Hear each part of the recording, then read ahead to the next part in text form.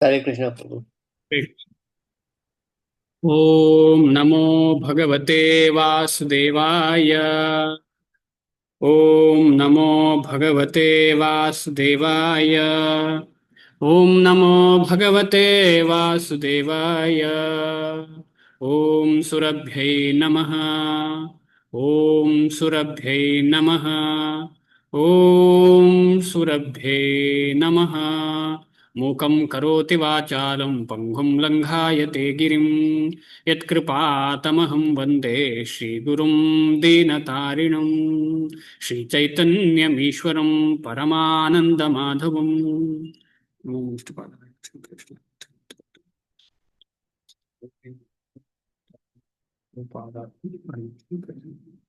ಹರೇ ಕೃಷ್ಣ ಎಲ್ರಿಗೂ ಭಗವದ್ಗೀತೆಯ 3ನೇ ಅಧ್ಯಾಯ 38ನೇ ಶ್ಲೋಕವನ್ನ ನಾವು ಕಳೆದ ಕ್ಲಾಸಲ್ಲಿ ಓದಿದ್ದೇವೆ. ಅದನ್ನ ಸ್ವಲ್ಪ ಅರ್ಥ ಮಾಡಲಿಕ್ಕೆ ಪ್ರಯತ್ನ ಪಟ್ಟಿದ್ದೇವೆ. ಇವತ್ತು ಮುಂದೆ ಹೋಗೋಣ 39ನೇ ಶ್ಲೋಕಕ್ಕೆ. ಅದಕ್ಕಿಂತ ಮುಂಚೆ ಸ್ವಲ್ಪ ಈ ಶ್ಲೋಕವನ್ನ ಓದಿ ಆಗ ನಮ್ಗೊಂದು ರೀಕ್ಯಾಪ್, ಯಾಕಂದ್ರೆ ಈಗ 2 ದಿನ ರಜೆ ಇತ್ತಲ್ಲ, ನಮ್ಗೆ ಅದು ರೀಕ್ಯಾಪ್ ಮಾಡ್ಲಿಕ್ಕೆ ಈಸಿ ಆಗತ್ತೆ. ಧೂಮೇನಾವ್ರಿಯತೆ ವಹ್ನಿ ಯಥಾದರ್ಶೋ ಮಲೇನ ಚ ಯಥೋಲ್ಬೇನಾವೃತೋ ಗರ್ಭ ತಥಾ ತೇನೇದಮಾಮೃತಂ ಮಾವೃತಂ ಆವೃತವಾಗಿದೆ. ಯಾರಿಗಾದ್ರೂ ನೆನಪಿದೆಯಾ ಏನು ವಿಚಾರ ಇದು ಅಂತ ಹೇಳಿ? ಯಾರಾದರೂ ಹೇಳಲಿಕ್ಕೆ ಬಯಸ್ತೀರಾ? ಯಾವ್ದ್ರ ಬಗ್ಗೆ ಇಲ್ಲಿ ಮಾತಾಡ್ತಾ ಇದೆ? ಏನು ವಿಚಾರದ ಬಗ್ಗೆ ಇಲ್ಲಿ ಭಗವಂತ ಹೇಳ್ತಿದ್ದಾರೆ? ಯಾವುದಕ್ಕೆ ಉತ್ತರ ಕೊಡ್ತಿದ್ದಾರೆ? ಅರ್ಜುನ ಏನು ಪ್ರಶ್ನೆ ಹಾಕಿದ್ರು ಅದಕ್ಕೆ ಏನು ಉತ್ತರ ಕೊಡ್ತಿದ್ದಾರೆ ಭಗವಂತ?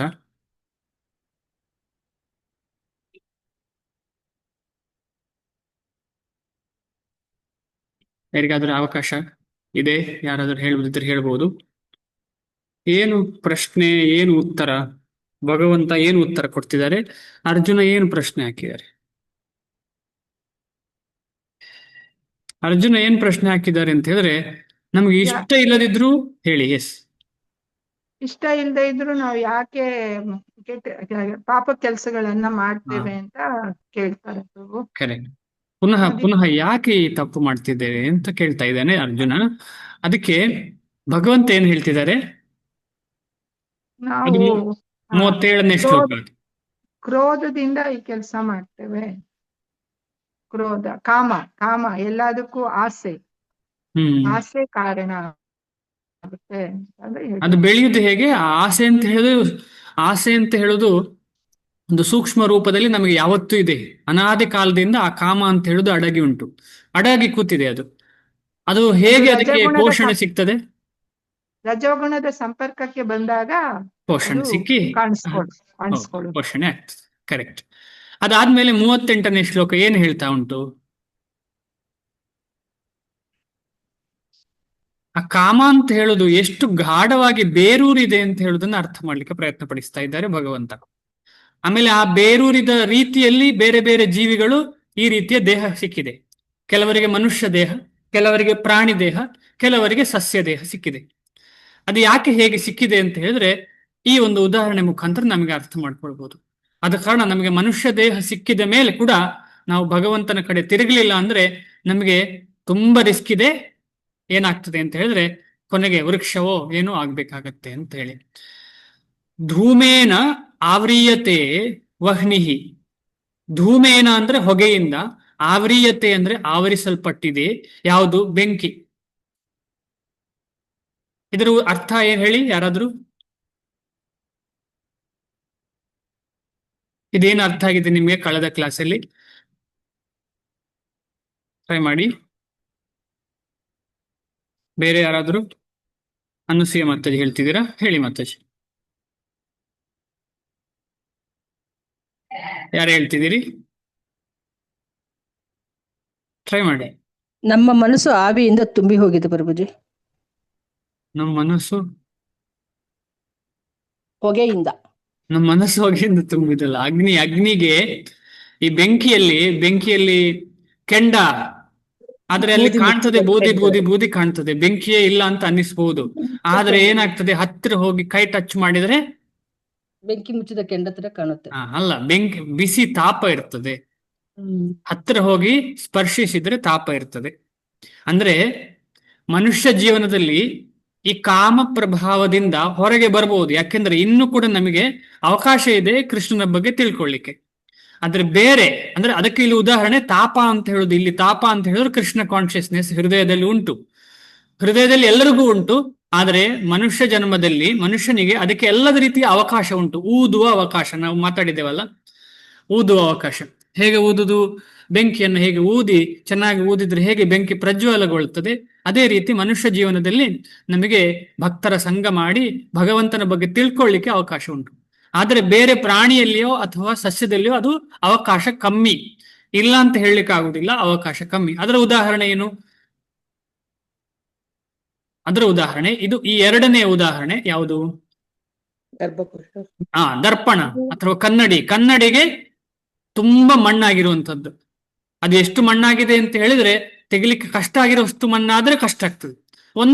ಒಂದೇ ಕವಚ ಸ್ವಲ್ಪ ಇದ್ರೆ ಬೇಗ ತೆಗಿಲಿಕ್ಕೆ ಬರ್ತದೆ. ಏನೇ ಇರ್ಲಿ, ಈ ಎರಡನೇದ್ರಲ್ಲಿ ನಾವು ಕೂಡ ಇರ್ತೇವೆ.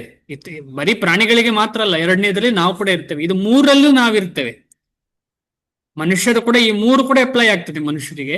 ಯಾಕಂದ್ರೆ ಮನುಷ್ಯನಿಗೆ ಸ್ವಲ್ಪ ಎಳ್ಳಷ್ಟೂ ಇಷ್ಟ ಇಲ್ಲ ಅಂತ ಹೇಳಿದ್ರೆ ಏನು? ಅವನಿಗೆ ಅಜ್ಞಾನ ತುಂಬಿ ಹೋಗಿದೆ ಅಂತ ಹೇಳಿದ್ರೆ, ಅವನಿಗೆ ಕೃಷ್ಣನ ಬಗ್ಗೆ ತಿಳಿಲಿಕ್ಕೆ ಇಷ್ಟ ಇಲ್ಲ ಅಂತ ಹೇಳಿದ್ರೆ ಮೂರನೇದಾಗ್ತದೆ. ಮೂರನೇದು ಯಾವುದು? ಗರ್ಭಕೋಶ. ಗರ್ಭಕೋಶದಲ್ಲಿ ಮಗು ಗರ್ಭಕೋಶದಿಂದ ಆವೃತವಾಗಿರುವಂಥದ್ದು. ಗರ್ಭಕೋಶದಿಂದ ಆವೃತವಾಗಿರುವಂಥದ್ದು ಯಾವುದು? ಭ್ರೂಣ.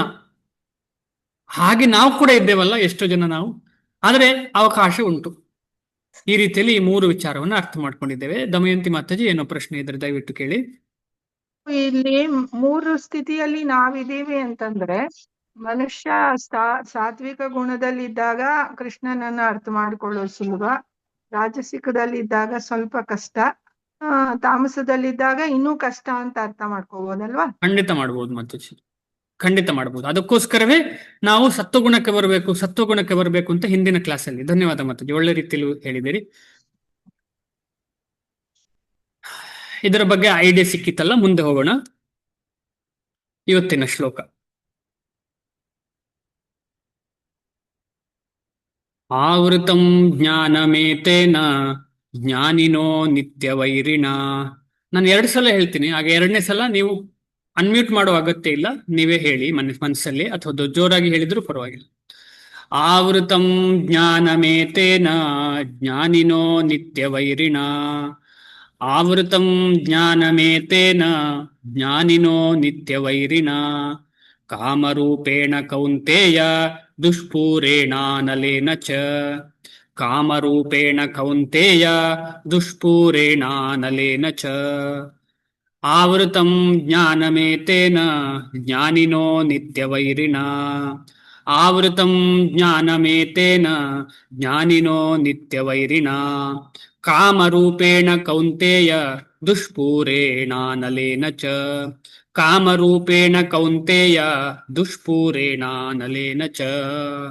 ಶ್ರೀಲ ಪ್ರಭುಪಾದರಿಗೆ ಜಯವಾಗಲಿ. ಈ ಕಾಮ ಅಂತ ಹೇಳುವಂಥದ್ದು ನಿತ್ಯವಾದ ವೈರಿ. ಇದರ ಬಗ್ಗೆ ಡಿಸ್ಕಷನ್ ಮಾಡೋಣ, ಅನುವಾದ ಓದಿ ಆದ್ಮೇಲೆ.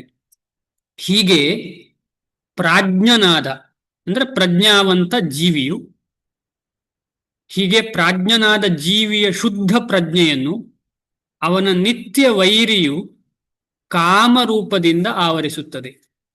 ಹೀಗೆ ಪ್ರಾಜ್ಞನಾದ ಜೀವಿಯ ಶುದ್ಧ ಪ್ರಜ್ಞೆಯನ್ನ ಅವನ ನಿತ್ಯ ವೈರಿಯು ಕಾಮರೂಪದಿಂದ ಆವರಿಸುತ್ತದೆ. ಅದಕ್ಕೆ ತೃಪ್ತಿ ಎನ್ನುವುದೇ ಇಲ್ಲ. ಈ ಕಾಮಕ್ಕೆ ತೃಪ್ತಿ ಎನ್ನುವುದೇ ಇಲ್ಲ. ಅದು ಅಗ್ನಿಯಂತೆ ಉರಿಯುತ್ತಿರುತ್ತದೆ. ತುಂಬಾ ಇಂಪಾರ್ಟೆಂಟ್ ಶ್ಲೋಕ. ಯಾಕೆ ಇದೆಲ್ಲ ಶ್ಲೋಕಗಳು ಇಂಪಾರ್ಟೆಂಟ್? ಯಾಕೆ ಅಂತ ಹೇಳಿದ್ರೆ, ನಮಗೆ ಇರುವಂತಹ ನಿಜವಾದ ಪ್ರಾಬ್ಲಮ್ ಅನ್ನ ಅರ್ಥ ಮಾಡಿಕೊಂಡು ಅದರ ಮೇಲೆ ವರ್ಕ್ ಮಾಡೋದು. ಅದರ ಮೇಲೆ ನಾವು ಚೆನ್ನಾಗಿ ಕೆಲಸ ಮಾಡಿ. ಯಾಕಂದ್ರೆ ಒಂದು ಕಡೆ ಭಕ್ತಿ ಮಾಡ್ತಾ ಇರ್ತೇವೆ, ಆದ್ರೆ ಇನ್ನೊಂದು ಕಡೆ ಈ ರೀತಿಯಲ್ಲಿ ನಾವು ತೊಡಗಿದ್ರೆ ಆಗ ನಮ್ಮ ಪ್ರೋಗ್ರೆಸ್ ಕಮ್ಮಿ ಆಗ್ತದೆ. ಭಕ್ತಿ ಎಫೆಕ್ಟ್ ಇದ್ದೇ ಇರ್ತದೆ, ಆದ್ರೆ ನಮ್ದು ಪ್ರೋಗ್ರೆಸ್ ಕಾಣುದಿಲ್ಲ. ನಮಗೆ ಪ್ರೋಗ್ರೆಸ್ ಕಾಣುದಿಲ್ಲ ಅಂತ ಏನಾಗ್ತದೆ, ನಾವು ಸ್ಟಕ್ ಆಗ್ತೇವೆ. ನಮ್ಗೆ ಇಂಟ್ರೆಸ್ಟ್ ಕಳೆದು ಹೋಗುತ್ತೆ, ಆಮೇಲೆ ಬೇಡ ಅಂತ ಅನ್ಸುತ್ತೆ. ಹಾಗಾಗ್ಬಾರ್ದು ಅಂತ ಹೇಳಿದ್ರೆ ಎರಡು ಕಡೆ ಕೂಡ ಕೆಲಸ ಮಾಡಬೇಕು. ಈ ಕಡೆ ಕ್ಲೀನಿಂಗ್ ಪ್ರೊಸೆಸ್ ಆಗ್ಬೇಕು. ನಾವು ಅದಕ್ಕೆ ಹೇಳುದು ಅಭ್ಯಾಸ ವೈರಾಗ್ಯ ಅಂತ. ಅಭ್ಯಾಸ ವೈರಾಗ್ಯ ಮಾಡಬೇಕು ನಾವು. ಆಗ ಏನಾಗ್ತದೆ ಅಂತ ಹೇಳಿದ್ರೆ ಭಕ್ತಿಯಲ್ಲಿ ಮುಂದೆ ಬರ್ಲಿಕ್ಕೆ ಸಾಧ್ಯ. ಇದು ಹೇಗೆ ಮಾಡುದು ಅಂತ ಹೇಳಿದ್ರೆ ನಾವು ಎಷ್ಟಾಗ್ತದಷ್ಟು ಸತ್ತು ಗುಣಕ್ಕೆ ಬರ್ಲಿಕ್ಕೆ ಪ್ರಯತ್ನ ಪಡುದು. ಅದಕ್ಕೆ ಶ್ರೀಲ ಪ್ರಭುಪಾದರು ಹೇಳ್ತಾರೆ, ನಮ್ಮ ಸಂಸ್ಥೆ ಅಂತ ಹೇಳಿದ್ರೆ ಎಲ್ಲರನ್ನ ಸತ್ವಗುಣಕ್ಕೆ ಕರ್ಕೊಂಡು ಬಂದು ಎಲ್ಲರೂ ಬ್ರಾಹ್ಮಣರಾಗಬೇಕು ಅಂತ ಹೇಳಿ. ಬ್ರಾಹ್ಮಣರು ಅಂದ್ರೆ ಸುಮ್ಮನೆ ಜನಿವಾರ ಹಾಕೋ ಬ್ರಾಹ್ಮಣರು ಅಥವಾ ಡ್ರೆಸ್ ಹಾಕಿದ್ದ ಉದ್ದೇಶ ಅಲ್ಲ. ಇಲ್ಲಿ ಬ್ರಾಹ್ಮಣರಾಗಬೇಕು ಅಂತ ಹೇಳಿದ್ರೆ ಸಂಪೂರ್ಣವಾಗಿ ಭಕ್ತಿಯಲ್ಲಿ ತೊಡಗಬೇಕು ಅಂತ. ನಾವೆಲ್ಲ ಮಾಡ್ತಿದ್ದೇವಲ್ಲ, ಕೆಲಸಕ್ಕೆ ಹೋಗುದು, ಹಾಗೆ ಮಾಡೋದು ಹೀಗೆ ಮಾಡೋದು, ಹಾಗಲ್ಲ. ಸಂಪೂರ್ಣವಾಗಿ ಭಕ್ತಿಯಲ್ಲಿ ತೊಡ್ಕೊಳ್ಬೇಕು. ನಾವು ಭಾರಿ ಅಪರೂಪ, ನಾವು ಯಾರು ಕೂಡ ಹಾಗೆ ಮಾಡ್ತಿಲ್ಲ. ಮೇ ಬಿ ಕೆಲವರು ಮಾಡ್ತಾ ಇರಬಹುದು, ನಾವಂತೂ ಮಾಡ್ತಿಲ್ಲ. ಆದರೆ ಸಂಪೂರ್ಣವಾಗಿ ಭಕ್ತಿಯಲ್ಲಿ ತೊಡಗಿದವರನ್ನ ನಿಜವಾಗಿ ಭಗವಂತನ ಭಕ್ತರು ಅಂತ ಹೇಳ್ತಾರೆ. ಆ ಸ್ಥಿತಿಗೆ ಬರಬೇಕು ಅಂತ ಹೇಳಿ ಶ್ರೀಲ ಪ್ರಭುಪಾದರ ಆಸೆ ಎಲ್ಲರೂ ಕೂಡ. ಸೊ ಆದ ಕಾರಣ ನಾವು ಎಷ್ಟಾಗ್ತದೆ ಅಷ್ಟು ಸತ್ತು ಗುಣಕ್ಕೆ ಹೋಗ್ಲಿಕ್ಕೆ ಪ್ರಯತ್ನ ಪಟ್ರೆ ಈ ನಿತ್ಯ ವೈರಿಯನ್ನ ಐಡೆಂಟಿಫೈ ಮಾಡಿ ಅವನನ್ನ ಏನ್ ಮಾಡೋದು, ಅವನ ಮೇಲೆ ಆಕ್ರಮಣ ಮಾಡಿದ ಹಾಗೆ, ನಿತ್ಯ ವೈರಿಯ ಮೇಲೆ ಆಕ್ರಮಣ ಮಾಡಿದ ಹಾಗೆ. ಈಗ ನಾವೆಲ್ಲ ಏನ್ ಮಾಡ್ತಿದ್ದೇವೆ ಅಂತ ಹೇಳಿದ್ರೆ, ನಮ್ಮ ಮನೆಯಲ್ಲೇ ಟೆರರಿಸ್ಟ್ ಇಟ್ಕೊಂಡು ನಾವು ಯಾರಿಗೂ ಹೇಳ್ತಾ ಇಲ್ಲ. ನಮ್ಮ ಮನೆಯಲ್ಲೇ ಟೆರರಿಸ್ಟ್ಗಳಿಗೆ ಇರ್ಲಿಕ್ಕೆ ಅವಕಾಶ ಕೊಟ್ಟಿದ್ದೇವೆ. ಅವರೆಲ್ಲ ಬಾಂಬ್ ಏನೋ ಮಾಡ್ತಿದ್ದಾರೆ, ಪ್ಲಾನ್ ಮಾಡ್ತಿದ್ದಾರೆ ಅಲ್ಲಿ ಇಲ್ಲಿ ಬಾಂಬ್ ಹಾಕ್ಲಿಕ್ಕೆ. ನಾನು ಯಾರಿಗೂ ಹೇಳ್ತಾ ಇಲ್ಲ. ಏನ್ ಅನ್ಕೊಳ್ತಾ ಇದ್ದೇನೆ, ನನಗೆ ರೆಂಟ್ ಸಿಗ್ತಾ ಇದೆಯಲ್ಲ, ಅವ್ರು ಏನಾದ್ರೂ ಮಾಡ್ಕೊಳ್ಳಿ, ರೆಂಟ್ ಸಿಗ್ತಾ ಇದೆ, ಸ್ವಲ್ಪ ಜಾಸ್ತಿಯೇ ಕೊಡ್ತಿದಾರಲ್ಲ ಅವರು, ಏನ್ ತೊಂದರೆ ಇಲ್ಲ ಅಂತ ಹೇಳಿ ಖುಷಿಯಲ್ಲಿದ್ದೇನೆ. ಅಂದ್ರೆ ನನಗೆ ಏನಾಗಿದೆ ಅಂತ ಹೇಳಿದ್ರೆ, ಈ ಕಾಮಾದಿಗಳು ನನಗೆ ಸ್ವಲ್ಪ ಸುಖ ಕೊಡ್ತಾ ಇದೆಯಲ್ಲ, ಆ ಸ್ವಲ್ಪ ಸುಖ ನಂಗೆ ಖುಷಿ ಕೊಡ್ತಾ ಇದೆ. ಈ ದುಡ್ಡು ಅಂತ ಹೇಳಿದ್ರೆ ಸ್ವಲ್ಪ ಸುಖ ಅಲ್ವಾ ಯಾರಿಗೆ? ಈ ಬಾಡಿಗೆ ಆಗುವಾಗ, ನನಗೆ ಬಾಡಿಗೆ ಸಿಗುವಾಗ ಅದೇನ್ ದೊಡ್ಡ ಜೀವನಕ್ಕೆ ಏನು ಹೆಲ್ಪ್ ಆಗೋದಿಲ್ಲ. ಜೀವನಕ್ಕೆ ಹೆಲ್ಪ್ ಆಗೋದಿಲ್ಲ ಅಂದ್ರೆ ನಿಜವಾದ ಜೀವನಕ್ಕೆ ಏನು ಅವನ ಊಟ ತಿಂಡಿ ಆಮೇಲೆ ಈ ದೇಹವನ್ನ ನೋಡ್ಕೊಳ್ಳಿಕ್ಕೆ ಹೆಲ್ಪ್ ಮಾಡ್ತದೆ. ಆದ್ರೆ ಅದೇ ಸಂಪೂರ್ಣ ಅಲ್ಲ ಜೀವನ. ಆ ರೀತಿಯಲ್ಲಿ ನಾವೇನ್ ಮಾಡ್ತೇವೆ, ಆ ಸ್ವಲ್ಪ ಸ್ವಲ್ಪ ಆಸೆಗೆ, ಸ್ವಲ್ಪ ಆಸೆ ಅಂದ್ರೆ ಈ ಕಾಮ ತೃಪ್ತಿ ಆಗುವಾಗ, ಈಗ ತಿನ್ನುವಾಗ ತೃಪ್ತಿ ಆಗ್ತದೆ. 2-3 ಗುಲಾಬ್ ಜಾಮೂನ್ ಜಾಸ್ತಿ ತಿಂದ್ರೆ ಏನಾಗ್ತದೆ ನಮಗೆ, ಒಂದು ಕ್ಷಣಕ್ಕೆ ತಿನ್ಬಾರ್ದಿತ್ತು. ನಾನೇ ನಿಮ್ಮ ಹತ್ರ ಪ್ರಶ್ನೆ ಕೇಳ್ತೇನೆ.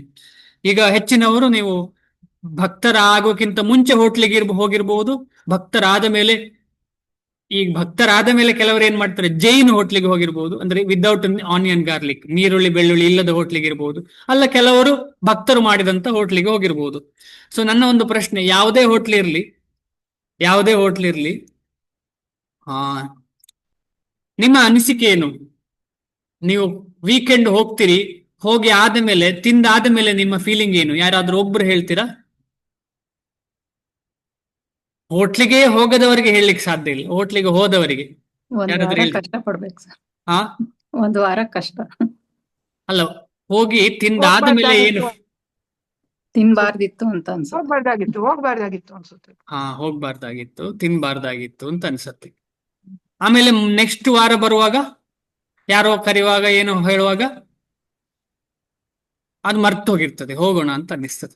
ಇದೇ ಎಲ್ಲ ವಿಚಾರಗಳಲ್ಲಿ ಕೂಡ, ಎಲ್ಲ ಇಂದ್ರಿಯ ತೃಪ್ತಿಯ ವಿಚಾರದಲ್ಲಿ ಸೇಮ್ ಆಗುವಂಥದ್ದು, ಏನು ವ್ಯತ್ಯಾಸ ಇಲ್ಲ. ಎಲ್ಲ ಇಂದ್ರಿಯ ತೃಪ್ತಿ, ಕಣ್ಣಿನಲ್ಲಿ, ಕಿವಿಯಲ್ಲಿ, ಆಮೇಲೆ ನಮ್ಮ ಕೈಯಲ್ಲಿ, ಆಮೇಲೆ ಕೆಳಗಿರುವ ಇಂದ್ರಿಯಗಳಲ್ಲಿ, ಎಲ್ಲ ಕಡೆ ಇದೇ ಆಗ್ತಾ ಇರೋದು. ಆ ಒಂದು ಕ್ಷಣಿಕವಾಗಿ ನಮಗೆ ಖುಷಿ ಕೊಡ್ತದೆ, ಆಮೇಲೆ ಅದು ಖುಷಿ ಕೊಡುದಿಲ್ಲ, ಆದ್ರೆ ಅದು ನಮಗೆ ನೆನಪೇ ಇರುವುದಿಲ್ಲ.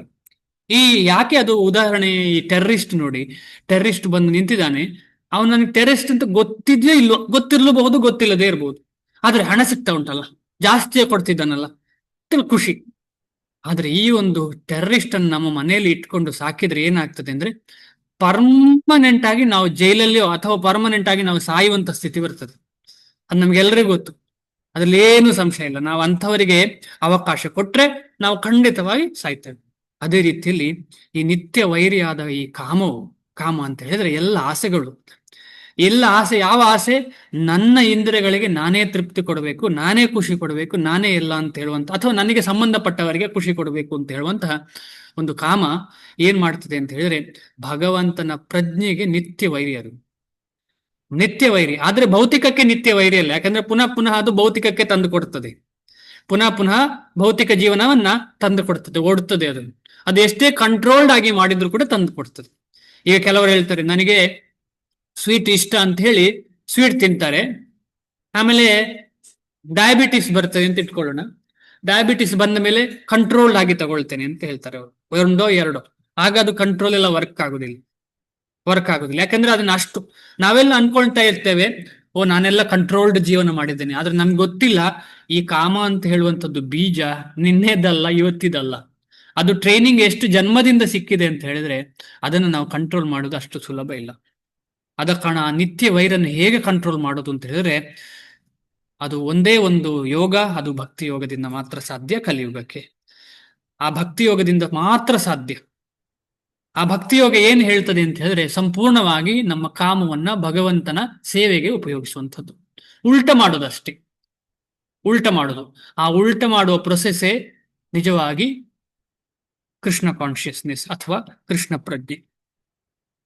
ಸೊ ಈ ನಿತ್ಯ ವೈರಿ ಏನ್ ಮಾಡ್ತದೆ, ಶುದ್ಧ ಪ್ರಜ್ಞೆಯನ್ನ, ಈ ನಿತ್ಯ ವೈರಿ ಎಲ್ಲಿ ಇರುವಂತದ್ದು ಅಂತ ಹೇಳಿ ನೆಕ್ಸ್ಟ್ ಶ್ಲೋಕ ಹೇಳ್ತದೆ. ಆಗ ನಾವು ಇನ್ನೂ ಅರ್ಥ ಮಾಡ್ಲಿಕ್ಕೆ ಸಾಧ್ಯ. ನಿತ್ಯ ವೈರಿ ಇದ್ದಾರಲ್ಲ, ಅದು ಎಲ್ಲಿ ಕೂತಿದ್ದಾನೆ ಅವ ಅಂತ ಹೇಳಿ. ಅದಕ್ಕೆ ಫ್ಯಾನ್ ಹಾಕುದು ಯಾರು ಅಂತ ನಮಗೆ ಗೊತ್ತುಂಟು. ಫ್ಯಾನ್ ಹಾಕುದು ಈ ಗುಣಗಳು. ಈ ಫ್ಯಾನ್ ಹಾಕಿದ್ರೆ ಗುಣಗಳು ಬೇಗ ಹೊರಗೆ ಬರ್ತದೆ. ಓಕೆ, ಆದ್ರೆ ಅವ್ರು ಎಲ್ಲಿದ್ದಾರೆ ಅಂತ ಹೇಳಿ ನೆಕ್ಸ್ಟ್ ಶ್ಲೋಕ ಹೇಳ್ತದೆ. ಭಾವಾರ್ಥ ಓಡೋಣ. ಒಂದೇ ಸಮನೆ ಇಂಧನವನ್ನು ಪೂರೈಸುವುದರಿಂದ ಅಗ್ನಿಯು ಹೇಗೆ ಆರುವುದಿಲ್ಲವೋ ಹಾಗೆ ಎಷ್ಟೇ ಇಂದ್ರಿಯ ಭೋಗದಿಂದಲೂ ಕಾಮಕ್ಕೆ ತೃಪ್ತಿಯಾಗುವುದಿಲ್ಲ ಎಂದು ಮನುಸ್ಮೃತಿಯಲ್ಲಿ ಹೇಳಿದೆ. ಇದು ನಮಗೆ ಪ್ರಾಕ್ಟಿಕಲೇ ಗೊತ್ತುಂಟು, ಇನ್ನು ಮನುಸ್ಮೃತಿ ಯಾಕೆ ಹೇಳ್ಬೇಕು? ಅಲ್ಲ, ಹೇಳಿದ್ದು ಹೇಳಲೇಬೇಕು. ಮನುಸ್ಮೃತಿಯಲ್ಲಿ ಎಲ್ಲ ವಿಚಾರ ಅಂದ್ರೆ ಮನುಸ್ಮೃತಿಯಲ್ಲಿ ಹೇಳಿದ್ದೇ ನಡೆಯುವಂಥದ್ದು. ಸೊ ಅವ್ರು ಹೇಳ್ತಿದ್ದಾರೆ, ಏನ್ ಹೇಳ್ತಿದ್ದಾರೆ, ಈ ರೀತಿಯಲ್ಲಿ ನಾವು ಇಂದ್ರಿಯ ಸುಖ, ನಮಗೆ ನಾವೇ ಇಂದ್ರಿಯ ಸುಖ ಪಡ್ಲಿಕ್ಕೆ ಪ್ರಯತ್ನ ಪಡ್ತಾ ಪಡ್ತಾ ಪಡ್ತಾ ಏನಾಗ್ತದೆ ಅಂತ ಹೇಳಿದ್ರೆ ಅದು ಸುಖ ಅಂತ ಹೇಳಿ ಅಲ್ಲ, ನಮಗೆ ಅದಕ್ಕೆ ತೃಪ್ತಿ ಅಂತಲೂ ಇಲ್ಲ, ಸುಖ ಅಂತಲೂ ಇಲ್ಲ. ಅದಕ್ಕೆ ಉದಾಹರಣೆ ಅಗ್ನಿಯದ್ದು ಕೊಟ್ಟಿದ್ದಾರೆ, ಇಲ್ಲಿ ಭಗವಂತನೇ ಕೊಟ್ಟಿದ್ದಾರೆ. ಈ ಐಹಿಕ ಜಗತ್ತಿನಲ್ಲಿ ಎಲ್ಲ ಚಟುವಟಿಕೆಗಳ ಕೇಂದ್ರವು ಕಾಮ. ಅದರಲ್ಲೂ ಕೂಡ ಮೈಥುನ ಇಲ್ಲಿ ನೆಕ್ಸ್ಟ್ ಬರ್ತಾ ಉಂಟು. ಅದರಲ್ಲಿ ಕೂಡ ಅದು ಹೈಯೆಸ್ಟ್ ಅದು.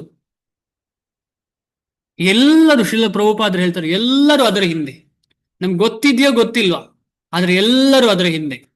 ನಾವು ಅನ್ಕೊಳ್ತೇವೆ ನಾನಿಲ್ಲಪ್ಪ, ನಾನು ಸೋಬರ್ ಪರ್ಸನ್, ನಾನು ಹಾಗೆ ಅಲ್ಲ, ನಾನು ಚೆನ್ನಾಗಿದ್ದೇನೆ. ಆದ್ರೆ ಆ ಚೆನ್ನಾಗಿ ಅಂತ ಹೇಳಿದ್ರೆ ಸುಮ್ಮನೆ ಅದು ನಾಟಕ ಅಷ್ಟೇ. ಅದು ಡಿಫರೆಂಟ್ ಡಿಗ್ರಿಯಲ್ಲಿ ಇರ್ತದೆ. ಡಿಫರೆಂಟ್ ಡಿಗ್ರಿ ಅಂತ ಹೇಳಿದ್ರೆ ಕೆಲವರಿಗೆ 1% ಇರ್ಬೋದು, ಕೆಲವರಿಗೆ 100% ಇರ್ಬೋದು, ಕೆಲವರಿಗೆ 200%. ಆ 1%, 100%, 200% ಎಲ್ಲವೂ ಬಾಧಕವೇ. ಆದ ಕಾರಣ ಅದು ಎಲ್ಲರಿಗೂ ರಿಸ್ಕ್. ಇದು ಎಷ್ಟೇ ಹೈಯೆಸ್ಟ್ ಲೆವೆಲ್ ಆಫ್ ಭಕ್ತಿ ಮಾಡ್ತಾ ಇರೋನು ಕೂಡ ಕೇರ್ಫುಲ್ ಆಗಿರ್ತಾನೆ, ಎಷ್ಟೇ ಬೈ ಹೈಯೆಸ್ಟ್ ಲೆವೆಲ್. ಆದ ಕಾರಣ ಆದುದರಿಂದ ಐಹಿಕ ಜಗತ್ತನ್ನು ಮೈಥುನ್ಯಾಗಾರ ಅಥವಾ ಕಾಮ ಜೀವನದ ಸರಪಳಿಗಳು ಎಂದು ಕರೆಯುತ್ತಾರೆ. ಇದು ತುಂಬಾ ಇಂಪಾರ್ಟೆಂಟ್ ಪದ ಇಲ್ಲಿ, ಸರಪಳಿಗಳು. ಅಂದ್ರೆ ನಮ್ಮನ್ನ ಪುನಃ ಪುನಃ ಪುನಃ ಈ ಐಹಿಕ ಜಗತ್ತಿಗೆ ಬಂಧನಕ್ಕೆ ಕರ್ಕೊಂಡು ಬರುವಂತದ್ದು ಯಾವುದು? ಈ ಆಸೆ. ಅದರಲ್ಲೂ ಮುಖ್ಯವಾಗಿ ಮೈಥುನ್ಯ ಆಗಾರ, ಅಂದ್ರೆ ಬೇರೆ ಅಪೋಸಿಟ್ ಜೆಂಡರ್ ಅನ್ನ ನಾವು ಅಟ್ರಾಕ್ಟ್ ಮಾಡ್ಕೊಳ್ಳೋದು. ಏನೇ ಆಗ್ಲಿ, ಯಾರೇ ಆಗ್ಲಿ, ಈ ಒಂದು ವಿಚಾರವನ್ನ ನಾವು ಗಮನಿಸುವಾಗ ನಾವು ಯಾವತ್ತು ನಾವು ಜೀವ ದೃಷ್ಟಿಯಿಂದ ನೋಡ್ಬೇಕು. ನಾವು ಗಂಡು ಅಥವಾ ಹೆಣ್ಣು ದೃಷ್ಟಿಯಿಂದ ನೋಡಿದ್ರೆ ನಮ್ಗೆ ಯಾವತ್ತು ಈ ಶ್ರೀಲ ಪ್ರಭುಪಾದರ ಪರ್ಪಟ್ಟು ಕಷ್ಟ ಆಗ್ತದೆ ಅರ್ಥ ಮಾಡ್ಲಿಕ್ಕೆ. ಇಲ್ಲಿ ನಾವು ಗಂಡು ಅಥವಾ ಹೆಣ್ಣು ಬಾಹ್ಯ ದೇಹದ ಮೇಲೆ ನೋಡ್ಕೊಂಡು ಮಾಡಬಾರದು. ನಾವೆಲ್ಲ ಆತ್ಮ ಅಂತ ತಿಳ್ಕೊಂಡು ನಮ್ಮ ಆತ್ಮಕ್ಕೆ ನಮ್ಮ ಹಿಂದಿನ ಜನ್ಮದ ಅಥವಾ ಹಿಂದಿನ ಕರ್ಮಕ್ಕೆ ಅನುಗುಣವಾಗಿ ಈ ಹೊರ ಪದರು ಸಿಕ್ಕಿದೆ. ಅದು ಯಾವುದೇ ದೇಹ ಆಗಿರ್ಲಿ, ಆ ದೇಹ ಬೇರೆ ಬೇರೆ ರೀತಿಯಲ್ಲಿ ಚಟುವಟಿಕೆ ಮಾಡ್ತದೆ. ಅದಕ್ಕೂ ಕಾರಣ ಹಿಂದಿನ ಜನ್ಮದ ಅಥವಾ ಕರ್ಮದ ಕಾರಣ, ಎಫೆಕ್ಟಿನ ಕಾರಣ. ಆ ಕಾರಣದಿಂದ ನಾವು ಬೇರೆ ಬೇರೆ ರೀತಿಯ ಚಟುವಟಿಕೆ ಮಾಡ್ತೇವೆ. ಆ ಚಟುವಟಿಕೆಗಳನ್ನ ನಾವು ನಿಯಮ ಮಾಡುವುದಿಲ್ಲ, ಒಂದು ನಿಯಮ ಇಲ್ಲ ಆ ಚಟುವಟಿಕೆಗೆ. ಈ ಕೃಷ್ಣ ಕಾನ್ಶಿಯಸ್ನೆಸ್ ಅಂದ್ರೆ ಆ ನಿಯಮ ತರುವುದು. ಅದೇ ಉದ್ದೇಶ ವರ್ಣಾಶ್ರಮ ಧರ್ಮದ್ದು, ಆ ನಿಯಮ ತರುವುದು. ಫಸ್ಟ್ ಇದಕ್ಕೆ ಸೊಲ್ಯೂಷನ್ ಸಿಗುವುದೇ ಆ ನಿಯಮ. ವರ್ಣಾಶ್ರಮ ಧರ್ಮದ ಉದ್ದೇಶವೇ ಮನುಷ್ಯನನ್ನ ಸತ್ವಗುಣಕ್ಕೆ ತರುವುದು. ಆ ಸತ್ವಗುಣಕ್ಕೆ ಬಂದ್ರೆ ಮಾತ್ರ ಒಂದು ನಿಯಮವನ್ನ ಮಾಡ್ಲಿಕ್ಕೆ ಆಗ್ತದೆ. ರಜೋಗುಣ ತಮೋಗುಣದಲ್ಲಿ ನಿಯಮ ವರ್ಕ್ ಆಗುದಿಲ್ಲ ಅಷ್ಟು, ಸತ್ವಗುಣದಲ್ಲಿ ಮಾತ್ರ ನಿಯಮ ವರ್ಕ್ ಆಗ್ತದೆ. ಅದಕ್ಕೋಸ್ಕರ ಬ್ರಾಹ್ಮಣ ಅಂತ ಹೇಳುವ ಪದ, ಅವನು ಜಾಸ್ತಿ ಸಾತ್ವಿಕನಾಗಿರ್ತಾನೆ. ಅವನ ನಿಯಮವೇ ಬೇರೆ, ಬೇರೆಯವರ ನಿಯಮವೇ ಬೇರೆ. ಅವನ ನಿಯಮ ನೋಡುವಾಗಲೇ ಒಂದು ಜ್ಞಾನಮಯವಾದಂಥ ನಿಯಮ, ಅಜ್ಞಾನಮಯವಾದಂಥ ನಿಯಮ ಅಲ್ಲ. ಏನೇನೋ ಮಾಡೋದಿಲ್ಲ ಅವ, ಅವನದು ನಿಯಮ ಇರ್ತದೆ ಅವನು. ಉದಾಹರಣೆಗೆ ಕ್ಷತ್ರಿಯನಾದವ, ಇದು ಉದಾಹರಣೆ ಅಷ್ಟೇ, ಅವನ ಕೆಲಸಕ್ಕೆ ಅನುಗುಣವಾಗಿ ಅವನ ಆಹಾರ ಇರ್ತದೆ. ಅದು ರಜೋಗುಣಿ ಆಹಾರ ಆಗಿರ್ತದೆ, ರಜೋಗುಣದ ಆಹಾರ ಆಗಿರ್ತದೆ. ಆದರೆ ಸತ್ವಗುಣ ಬ್ರಾಹ್ಮಣ ಸಾತ್ವಿಕವಾದ ಆಹಾರ ತಗೊಳ್ಬೇಕಾಗುತ್ತೆ. ಆದರೆ ಇಲ್ಲಿ ಒಂದು ವಿಚಾರ ನೋಡ್ಬೇಕಿಲ್ಲಿ, ಕೃಷ್ಣ ಕಾನ್ಶಿಯಸ್ನಲ್ಲಿ, ಅಂದ್ರೆ ದೈವ ವರ್ಣಾಶ್ರಮ ಅಂತ ಹೇಳ್ತಾರೆ ಅದಕ್ಕೆ. ಅಂದ್ರೆ ಎಲ್ಲಿ ಕೃಷ್ಣನನ್ನ ಸೆಂಟರ್ ಆಗಿ ವರ್ಣಾಶ್ರಮವನ್ನ ಫಾಲೋ ಮಾಡ್ತಿದ್ದಾರೆ, ಅಲ್ಲಿ ಎಲ್ಲರೂ ವೈಷ್ಣವರು. ಆದರೆ ಬೇಕಾದ ಕೆಲಸಕ್ಕೆ ಅನುಗುಣವಾಗಿ ಪ್ರಸಾದವನ್ನ ಸ್ವೀಕರಿಸುತ್ತಾ, ರಜೋಗುಣ ತಮಗುಣ ಇಲ್ಲ ಇಲ್ಲಿ, ಪ್ರಸಾರವನ್ನ ಸ್ವೀಕರಿಸುತ್ತಾ ಅವನ ಕಾರ್ಯಗಳು, ಆ ಒಂದು ಚಟುವಟಿಕೆ ಏನೇನು ಬೇಕು ಅದನ್ನು ಮಾಡ್ತಿರ್ತಾನೆ. ಈಗ ಫಾರ್ ಎಕ್ಸಾಂಪಲ್, ಯಾರಾದ್ರೂ ಕ್ಷತ್ರಿಯ ಇರ್ತಾನೆ, ಕ್ಷತ್ರಿಯ ಕೂಡ ತೆಗೊಳ್ಳೋದು ಪ್ರಸಾದ ಅಂತ ಹೇಳಿದ್ರೆ ಆದಷ್ಟು ಸಾತ್ವಿಕವೇ. ಆದರೆ ಅದಕ್ಕೆ ಅವನ ಗುಣ ಮತ್ತು ಕರ್ಮ ರಾಜಸಿಕವಾಗಿದ್ದ ಕಾರಣ ಅದನ್ನ ಭಗವಂತನ ಸೇವೆಯಲ್ಲಿ ತೊಡಗಿಸ್ತಾನೆ. ಆದರೆ ತಿನ್ನುವಂಥದ್ದು ಸಾತ್ವಿಕ, ಆದರೆ ಅವನ ಗುಣ ಕರ್ಮ ರಾಜಸಿಕ ಆದ ಕಾರಣ ಅವನು ಅದನ್ನ ಭಗವಂತನ ಸೇವೆಯಲ್ಲಿ ಉಪಯೋಗಿಸ್ತಾನೆ. ಇದು ದೈವ ವರ್ಣಾಶ್ರಮದ ಒಂದು ಉನ್ನತ ರೀತಿಯ ಒಂದು ಜೀವನ ಕ್ರಮ. ಆದರೆ ಇದರ ಉದ್ದೇಶ ಏನು ಅಂತ ಹೇಳಿದ್ರು, ಸಂಪೂರ್ಣವಾಗಿ ಭಕ್ತಿಯಲ್ಲಿ ತೊಡಗೊಳ್ಳುವುದು, ಆಮೇಲೆ ಭಗವಂತನ ಭಕ್ತನಾಗುವುದು. ಅದೇ ಉದ್ದೇಶ. ನಾನು ಕ್ಷತ್ರಿಯ ಅಂತ ಹೇಳ್ಕೊಂಡು ದೊಡ್ಡ ಮಾಡುವುದಲ್ಲ, ಬ್ರಾಹ್ಮಣ ಅಂತ ಹೇಳಿ ಮಾಡುವುದಲ್ಲ, ಅಥವಾ ಶೂದ್ರ ಅಂತ ಹೇಳಿ ಕೊರಗುವುದಲ್ಲ, ಏನೂ ಅಲ್ಲ. ಅಲ್ಲೆಲ್ಲದರಲ್ಲೂ ಉದ್ದೇಶ, ನನಗೆ ಈ ದೇಹ ಸಿಕ್ಕಿದೆ, ಈ ದೇಹಕ್ಕೆ ಏನೋ ಕಾರಣ ಆಗಿದೆ, ಯಾವುದು ಏನೋ ನನಗೆ ಗೊತ್ತಿಲ್ಲ, ಆದರೆ ನನಗೆ ಇಷ್ಟೇ ಬುದ್ಧಿ ಇದೆ, ನನಗೆ ಇದಕ್ಕೆ ಎಷ್ಟಾಗ್ತದೆ ಅಷ್ಟು ನಾನು ಭಗವಂತನ ಸೇವೆ ಮಾಡ್ತೇನೆ. ಅದಕ್ಕೆ ಈ ಒಂದು ಲೆವೆಲ್, ಈ ಬುದ್ಧಿಯಲ್ಲಿ ಇದ್ರೆ ನೀನು ಇವನು, ಈ ಬುದ್ಧಿ ಇದ್ರೆ ಇವನು, ಈ ಬುದ್ಧಿ ಇದ್ರೆ ಇವನು ಅಂತ ಹೇಳ್ತಾರೆ. ನನಗೇನ್ ತೊಂದರೆ ಇಲ್ಲ ಅದರಿಂದ. ಅವ್ರೇನಾದ್ರೂ ಹೇಳ್ಕೊಂಡ್ರೆ ನನ್ಗೇನ್ ತೊಂದರೆ ಇಲ್ಲ, ಆದ್ರೆ ನಾನು ಈ ಸೇವೆಯನ್ನು ಮಾಡ್ತೇನೆ. ಇಂಥ ಒಂದು ನಿರ್ಲಿಪ್ತ ಭಾವ ಭಗವಂತನ ಭಕ್ತರದ್ದಾಗ್ತದೆ. ಆದ ಕಾರಣ ನಾವು ಎಷ್ಟು ಕೇರ್ಫುಲ್ ಆಗಿರ್ಬೇಕು ಅಂತ ಹೇಳಿದ್ರೆ, ಒಂದೊಂದು ಸ್ಟೆಪ್ ಅಲ್ಲಿ, ಅದು ಕೂಡ ಈ ಸಿಟಿಯಲ್ಲಿ ಇರುವುದು ಅಂತ ಹೇಳಿದ್ರೆ, ಅದು ಸಂಪೂರ್ಣವಾಗಿ ರಜಗುಣದ ವಾತಾವರಣ. ಎಷ್ಟು ಹೇಳಿದ್ರು ಕೂಡ ಅದು ಸತ್ವಗುಣದ ವಾತಾವರಣ ಅಲ್ಲ.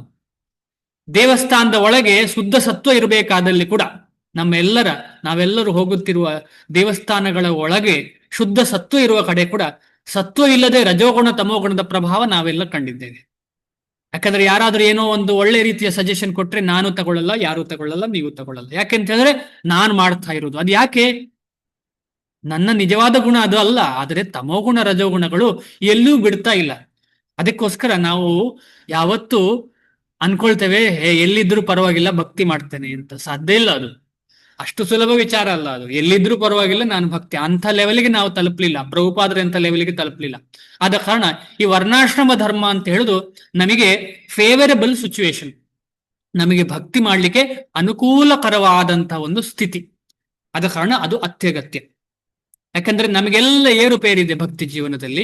ಯಾರ್ಯಾರು ಈಗ ಜಪ ಮಾಡ್ತಿದ್ದಾರೆ ಅವ್ರಿಗೆಲ್ಲರಿಗೂ ಗೊತ್ತು, ನಾನು ಎಷ್ಟು ಮನಸ್ಸು ಕಂಟ್ರೋಲ್ ಮಾಡ್ಲಿಕ್ಕೆ ಸಾಧ್ಯ, ನನ್ನ ಮನಸ್ಸು ಎಲ್ಲೆಲ್ಲೂ ಹೋಗ್ತಿದೆ, ಏನೆಲ್ಲ ಮಾಡ್ತಿದೆ, ಅದೆಲ್ಲ ನನ್ನ ಇಂದ್ರಿಯ ತೃಪ್ತಿಯದ್ದೇ ಜಾಸ್ತಿ. 90%, 10% ಮಾತ್ರ ಭಕ್ತರ ಕಡೆ ಹೋಗ್ತಾ ಇರಬಹುದು. ಆದ ಕಾರಣ ನಾವು ಭಕ್ತರ ಸಂಘದಲ್ಲಿ ಇದ್ದು ಈ ರೀತಿಯ ಚಟುವಟಿಕೆಗಳನ್ನು ಮಾಡಿದರೆ, ವರ್ಣಾಶ್ರಮಕ್ಕೆ ಅನುಗುಣವಾದಂತಹ ಕೆಲಸಗಳನ್ನು ಮಾಡಿದರೆ ಏನಾಗ್ತದೆ ಅಂತ ಹೇಳಿ, ಭಕ್ತಿಗೆ ಹೋಗ್ಲಿಕ್ಕೆ ತುಂಬಾ ಫಾಸ್ಟ್ ಆಗ್ತದೆ. ಅಂತ ಚಟುವಟಿಕೆಗಳಿಂದ ಫಾಸ್ಟ್ ಆಗ್ತದೆ. ಅಲ್ಲಿ ಈ ಮೈಥುನ್ಯ ಆಗಾರ ಕಮ್ಮಿ ಆಗ್ತಾ ಹೋಗ್ತದೆ. ಕರೆಕ್ಷನ್ ಮಾಡ್ಲಿಕ್ಕಿದ್ದಾರಲ್ಲ, ಚೆನ್ನಾಗಿ ಕರೆಕ್ಷನ್ ಮಾಡ್ತಾರೆ. ಈಗ ನಿಮ್ಗೆ ಗೊತ್ತಲ್ಲ, ಕೆಲವು ಹುಡುಗಿಯರು ಬೆಂಗಳೂರಿಗೆ ಬರ್ತಾರೆ, ಬೆಂಗಳೂರಿಗೆ ಓದ್ಲಿಕ್ಕೆ ಅಂತ ಬರ್ತಾರೆ. ಎಲ್ಲೆಲ್ಲಿಂದಲೋ ಬಂದಿರ್ತಾರೆ, ಉತ್ತರ ಭಾರತ ಅಥವಾ ವಿದೇಶ, ಎಲ್ಲಿಂದಲೇ ಇರಲಿ. ಅವರಿಗೆ ಅಪ್ಪ ಅಮ್ಮ ಹತ್ತಿರ ಇರುವುದಿಲ್ಲ, ಅವರೆಲ್ಲೋ ಹಾಸ್ಟೆಲ್ ಅಲ್ಲೋ PG ಎಲ್ಲೋ ಇರ್ತಾರೆ. ಅವರಿಗೆ ಬೇಕಾದ ರೀತಿಯಲ್ಲಿ ಜೀವನ ಮಾಡ್ತಾರೆ. ಏನೇ ರೀತಿಯಲ್ಲಿ, ನಿಮಗೆಲ್ಲ ಗೊತ್ತು ನಾನು ಏನು ಹೇಳಲಿಕ್ಕೆ ಬಂದಿದ್ದೇನೆ ಅಂತ. ಬೇಕಾದ ರೀತಿಯಲ್ಲಿ, ಅದು ವ್ಯಸನವಾಗಿರ್ಲಿ, ಆಹಾರ ವಿಹಾರ ಆಗಿರ್ಲಿ, ಎಲ್ಲವೂ ಸಾಂಪ್ರದಾಯಿಕ ಅಲ್ಲದೆ ಭಗವತ್ ಪ್ರಜ್ಞೆ ಬೆಳೆಸಲಿಕ್ಕೆ ಅಡ್ಡಿಯಾಗುವಂತಹ ಜೀವನವನ್ನ ಅವರು ನಡೆಸ್ತಿದ್ದಾರೆ, ಗಂಡಾಗ್ಲಿ ಹೆಣ್ಣಾಗ್ಲಿ. ಇದಕ್ಕೆ ಕಾರಣ ಏನು? ಕಂಟ್ರೋಲ್ ಮಾಡೋರು ಇಲ್ಲ. ಯಾರಿಲ್ಲ? ಅಪ್ಪನೋ ಅಮ್ಮನೋ ಮಾವನೋ ಯಾರು ಇಲ್ಲ ಅವರನ್ನು ಕಂಟ್ರೋಲ್ ಮಾಡೋರು. ಅದೇ ಸ್ಥಿತಿ ನಮಗೆ ಕೂಡ. ನಾವು ಯಾವಾಗ ಭಕ್ತರ ಸಂಘ ಮಾಡ್ತೇವೆ, ನಮ್ಮನ್ನು ಕಂಟ್ರೋಲ್ ಮಾಡ್ಬೇಕು ಅಂತಿಲ್ಲ, ಅವರನ್ನು ನೋಡಿಯೇ ನಮ್ಗೆ ಗೊತ್ತಾಗ್ತದೆ, ಅವರ ಎನರ್ಜಿಯೇ ನಮ್ಮನ್ನು ಕಂಟ್ರೋಲ್ ಮಾಡ್ತದೆ. ಅವ್ರು ಬಂದು ಅದು ಮಾಡಬೇಡ ಅಂತ ಹೇಳ್ಬೇಕು ಅಂತಿಲ್ಲ, ಅದು ಹೇಳಿದ್ರೆ ನಮ್ಮ ಭಾಗ್ಯ. ಈಗ ಯಾರಾದ್ರೂ ನಾನು ತಪ್ಪು ಮಾಡ್ತಿದ್ದೇನೆ, ಅದು ತಪ್ಪು ಅಂತ ಯಾರಾದ್ರೂ ಹೇಳಿದ್ರೆ ಅದನ್ನ ನಾನು ಒಫೆನ್ಸಿವ್ ಆಗಿ ತಗೊಳ್ಳದೆ, ನಮ್ಮ ಭಾಗ್ಯ ಅದು, ಅಪರೂಪ ಅದು ಸಿಗುದು. ನಮಗೆ ಎಷ್ಟು ಜನರಿಗೆ ನಮ್ಮ ಶಾಲೆ ಕಾಲೇಜುಗಳಲ್ಲಿ ಭಗವಂತನ ಬಗ್ಗೆ ಹೇಳಿದ್ದಾರೆ? ಯಾರೂ ನಮಗೆ ಗೊತ್ತಿಲ್ಲ. ಅಪ್ಪ ಅಮ್ಮ ಯಾರು ಹೇಳಿದ್ದಾರೆ? ಬಹಳ ಅಪರೂಪ, ಬಹು ಅಪರೂಪ. ಆದ ಕಾರಣ ನಮ್ಗೆ ಯಾರೋ ಒಬ್ಬ ಭಕ್ತ ನಿಜವಾಗಿ ಬಂದು, ಇದಪ್ಪ ಕೃಷ್ಣ ಹಾಗೆ ಮಾಡಬೇಡ, ಬೆಳಿಗ್ಗೆ ಬೇಗ ಹೇಳು ಅಂತ ಹೇಳಿದ್ರೆ ನಮ್ಮ ಭಾಗ್ಯ ಅದು. ಅದಕ್ಕೆ ನಾವು ಯಾವತ್ತೂ ಬೇಜಾರು ಮಾಡಬಾರ್ದು. ಅಕಸ್ಮಾತ್ ಯಾರಾದ್ರೂ ಹೇಳ್ತಾರೆ ಭಕ್ತರು, ಓ ನೀನು ಒಂದೇ ರೌಂಡ್ ಜಪ ಮಾಡದ, 2 ಮಾಡಪ್ಪ ನಾಳೆಯಿಂದ ಅಂತ ಅವ್ರು ನೋಡುವಾಗ ಸ್ವಲ್ಪ ಜೋರಾಗಿ ಹೇಳಿದ್ರು ಕೂಡ ಅದನ್ನ ನಾವು ಒಳ್ಳೆ ರೀತಿಯಲ್ಲಿ ತಗೊಂಡು ಭಕ್ತರಾಗ್ಲಿಕ್ಕೆ ಪ್ರಯತ್ನ ಪಡಬೇಕು. ಹಾಗೆ ಏನಾಗ್ತದೆ, ಈ ಮೈಥುನ್ಯ ಆಗಾರದಿಂದ ಹೊರಗೆ ಬರ್ತೇವೆ. ಇಲ್ಲಾಂದ್ರೆ ಎಲ್ಲ ಕಡೆ ಅದೇ ಇರುವಂಥದ್ದು. ಇದೊಂದು ಭಯಂಕರವಾದಂತಹ ಒಂದು ಕಟು ಸತ್ಯ. ನಾವು ಎಲ್ಲಿ ಹೋದ್ರು, ಯಾರೇ ಇರ್ಲಿ, ಕ್ಲೋಸ್ ರಿಲೇಷನ್, ಫಾರ್ ರಿಲೇಷನ್, ಎಲ್ಲಿ ಹೋದ್ರು ಕೂಡ ಈ ಕಾಮವೇ ಇರುವಂಥದ್ದು. ಮೈಥುನ್ಯವೇ ಮೇಯ್ನು, ಅದರಲ್ಲಿ ಬೇರೆ ಅದು ಸಂಪಾದನೆ ಮಾಡೋಣ, ಇದು ಸಂಪಾದನೆ ಮಾಡೋಣ, ಹಾಗೆ ಮಾಡೋಣ, ಹೀಗೆ ಮಾಡೋಣ. ಮಾತು 99.9% ಇರುವುದೇ ಕಾಮತೃಪ್ತಿಯಲ್ಲಿ. ಇದು ಎಷ್ಟರ ಮಟ್ಟಿಗೆ ನಾವು ಅರ್ಥ ಮಾಡ್ಕೊಳ್ತೇವೆ ಅಷ್ಟರ ಮಟ್ಟಿಗೆ ನಾವು ಕೃಷ್ಣ ಕಾನ್ಶಿಯಸ್ನಲ್ಲಿ ಪ್ರಗತಿ. ಇಲ್ಲದಿದ್ರೆ ಕೃಷ್ಣ ಕಾನ್ಶಿಯಸ್ನೆಸ್ ಅಲ್ಲಿ ಪ್ರಗತಿ ಇಲ್ಲ. ನಾನು ಈ ಕಡೆ ಭಕ್ತರ ಸಂಘ ಮಾಡ್ತೇನೆ, ಆ ಕಡೆ ಎಲ್ಲರ ಜೊತೆ ಚೆನ್ನಾಗಿರ್ತೇನೆ, ಎಲ್ರಿಗೂ ನಾನು ಸ್ಯಾಟಿಸ್ಫೈ ಮಾಡ್ತೇನೆ ಅಂತ ಹೇಳಿದ್ರೆ ಇಲ್ಲ, ನನಗೆ ಕಷ್ಟ ಅದು ನನಗೆ. ಆದ ಕಾರಣ ನಾವು ಈ ಜನ್ಮ ಸಿಕ್ಕುದು ಸುಲಭವಲ್ಲ, ನಮಗೆ ಗೊತ್ತಾಗಿದೆ ಈ ಜನ್ಮ ಕಷ್ಟ ಅಂತ ಹೇಳಿ ನಾವೆಲ್ಲ ಪ್ರಯತ್ನ ಪಡೋಣ. ಒಬ್ರಿಗೊಬ್ಬರು ಸಹಾಯ ಮಾಡ್ತಾ ಮುಂದೆ ಹೋಗ್ಲಿಕ್ಕೆ ಪ್ರಯತ್ನ ಮಾಡೋಣ. ಯಾಕೆಂದ್ರೆ ನಾವು ಯಾರು ಕೂಡ ಪರ್ಫೆಕ್ಟ್ ಅಲ್ಲ, ಯಾರು ಪರ್ಫೆಕ್ಟ್ ಅಲ್ಲ. ಕೆಲವರಿಗೆ 10% ಇರ್ಬೋದು, ಕೆಲವರಿಗೆ 100% ಇರ್ಬೋದು ಪ್ರಾಬ್ಲಮ್, ಆದ್ರೆ ಪ್ರಾಬ್ಲಮ್ ಅಂತೂ ಇದೆ. ಆದ ಕಾರಣ ನಾವು ಒಬ್ರಿಗೊಬ್ರು ಹೊಗಳದೆ, ಅದೊಂದು ಪ್ರಾಬ್ಲಮ್ ಇದೆ ನಮಗೆ. ಏನಾಗ್ತದೆ, ಓ ನೀನು ಶುದ್ಧ ಭಕ್ತ ಅಂತ ಹೊಗಳ್ತೇವೆ ಇನ್ನೊಬ್ರಿಗೆ, ಅಥವಾ ನೀನು ಗ್ರೇಟ್. ಒಬ್ಬರಿಗೊಬ್ಬಳು ಹೊಗಳಿದ್ರೆ ಡೇಂಜರ್ ಇದೆ. ಒಬ್ಬರಿಗೊಬ್ರು ಹೊಗಳದೆ ಒಬ್ಬರಿಗೊಬ್ರು ಸಹಾಯ ಮಾಡಿ ಮುಂದೆ ಬರಬೇಕು, ಅದೇ ಉದ್ದೇಶ ಆಗ್ಬೇಕು. ಸುಮ್ಮನೆ ಹೊಗಳುದು ತಪ್ಪು. ಹೊಗಳುದಿದ್ರೆ ಶ್ರೀಲ ಪ್ರಭುಪಾದರಿಗೆ, ಅಂತಹ ಶುದ್ಧ ಭಕ್ತರಿಗೆ, ಶ್ರೀಲ ಪ್ರಭುಪಾದರ ಶಿಷ್ಯಂದರಿಗೆ ನಮಗೆ ಖಂಡಿತ ಗೊತ್ತುಂಟು ಅವರು ಹಾಗೆ ಇದ್ದಾರೆ ಅಂತ ಹೇಳಿದ್ರೆ ಖಂಡಿತವಾಗಿ ಅವರನ್ನ ಶುದ್ಧ ಭಕ್ತರು ಅಂತ ಕರಿಬೇಕು. ಯಾರೋ ಅಲ್ಲಿ ಇಲ್ಲಿ ಬರುವವರನ್ನೆಲ್ಲರನ್ನು ಶುದ್ಧ ಭಕ್ತರು ಅಂತ ಹೇಳಿದ್ರೆ ಆ ಶುದ್ಧ ಭಕ್ತರಿಗೆ ಅಪಮಾನ. ಯಾಕೆಂದ್ರೆ ನಮಗೆ ಗೊತ್ತಿಲ್ಲ. ನೀವು ಒಳ್ಳೆ ಭಕ್ತರು ಅಂತ ಹೇಳ್ಬೋದು, ಆದ್ರೆ ಶುದ್ಧ ಅಂತ ಹೇಳುವ ಪದ ತುಂಬಾ ರಿಸ್ಕ್. ಅದನ್ನು ಸುಮ್ಮನೆ ಉಪಯೋಗಿಸಬಾರದು. ಯಾಕೆ ಅಂತ ಹೇಳಿದ್ರೆ ಅದಕ್ಕೊಂದು ಬೆಲೆ ಇದೆ, ಎಲ್ಲ ಶಬ್ದಕ್ಕೂ ಬೆಲೆ ಇದೆ. ಮುಂದೆ ಹೋಗ್ತೀನಿ.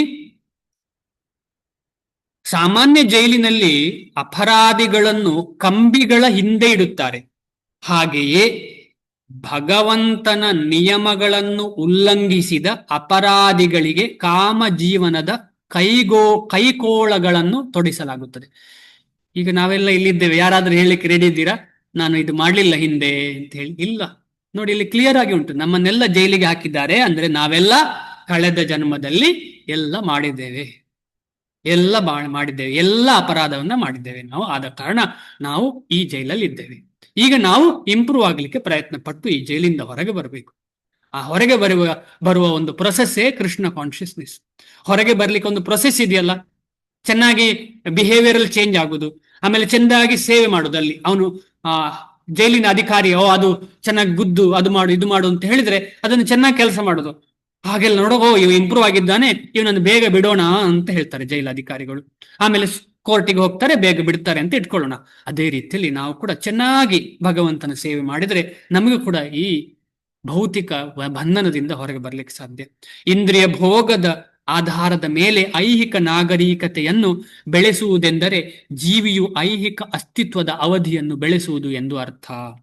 ಇಂದ್ರಿಯ ಭೋಗದ ಹಿಂದೆ ಎಷ್ಟೆಷ್ಟು ಹೋಗ್ತೇವೆ ಅಷ್ಟು ನಾವು ಐಹಿಕ ಅವಧಿ ಅಂದ್ರೆ ಪುನಃ ಈ ಐಹಿಕ ಬಂಧನವನ್ನ ಜಾಸ್ತಿ ಮಾಡ್ತಾ ಹೋಗ್ತೇವೆ. ನಾವು ಈ ನಿಟ್ಟಿನಲ್ಲಿ ಒಂದು ಅರ್ಥ ಮಾಡ್ಕೊಳ್ಬೇಕು. ನಾವೆಲ್ಲ ಭಕ್ತರಾಗ್ಲಿಕ್ಕೆ ಪ್ರಯತ್ನ ಪಡ್ತಾ ಇರುವಂತವ್ರು, ನಾವು ಒಂದೇ ದಿನದಲ್ಲಿ ಇದನ್ನೆಲ್ಲ ನಿಲ್ಲಿಸ್ಲಿಕ್ಕೆ ಸಾಧ್ಯ ಇಲ್ಲ ಅಂತ ನಮ್ಗೆಲ್ರಿಗೂ ಗೊತ್ತು. ಆದ್ರೆ ನಾವು ಎಷ್ಟೇ ಕಷ್ಟಪಟ್ಲಿ, ಎಷ್ಟೇ ಕೆಳಗೆ ಬೀಳ್ಲಿ, ಆದ್ರೆ ನಾವು ಭಕ್ತಿಯನ್ನು ಮಾತ್ರ ಬಿಡಬಾರ್ದು. ಎಷ್ಟೇ ಕೆಳಗೆ ಬಿಡ್ಲಿ ಅಂದ್ರೆ ಆ ಒಂದು ಪ್ರೊಸೆಸ್ ಅನ್ನ ಕಂಟಿನ್ಯೂಸ್ ಮಾಡ್ತಾ ಬೇಕು.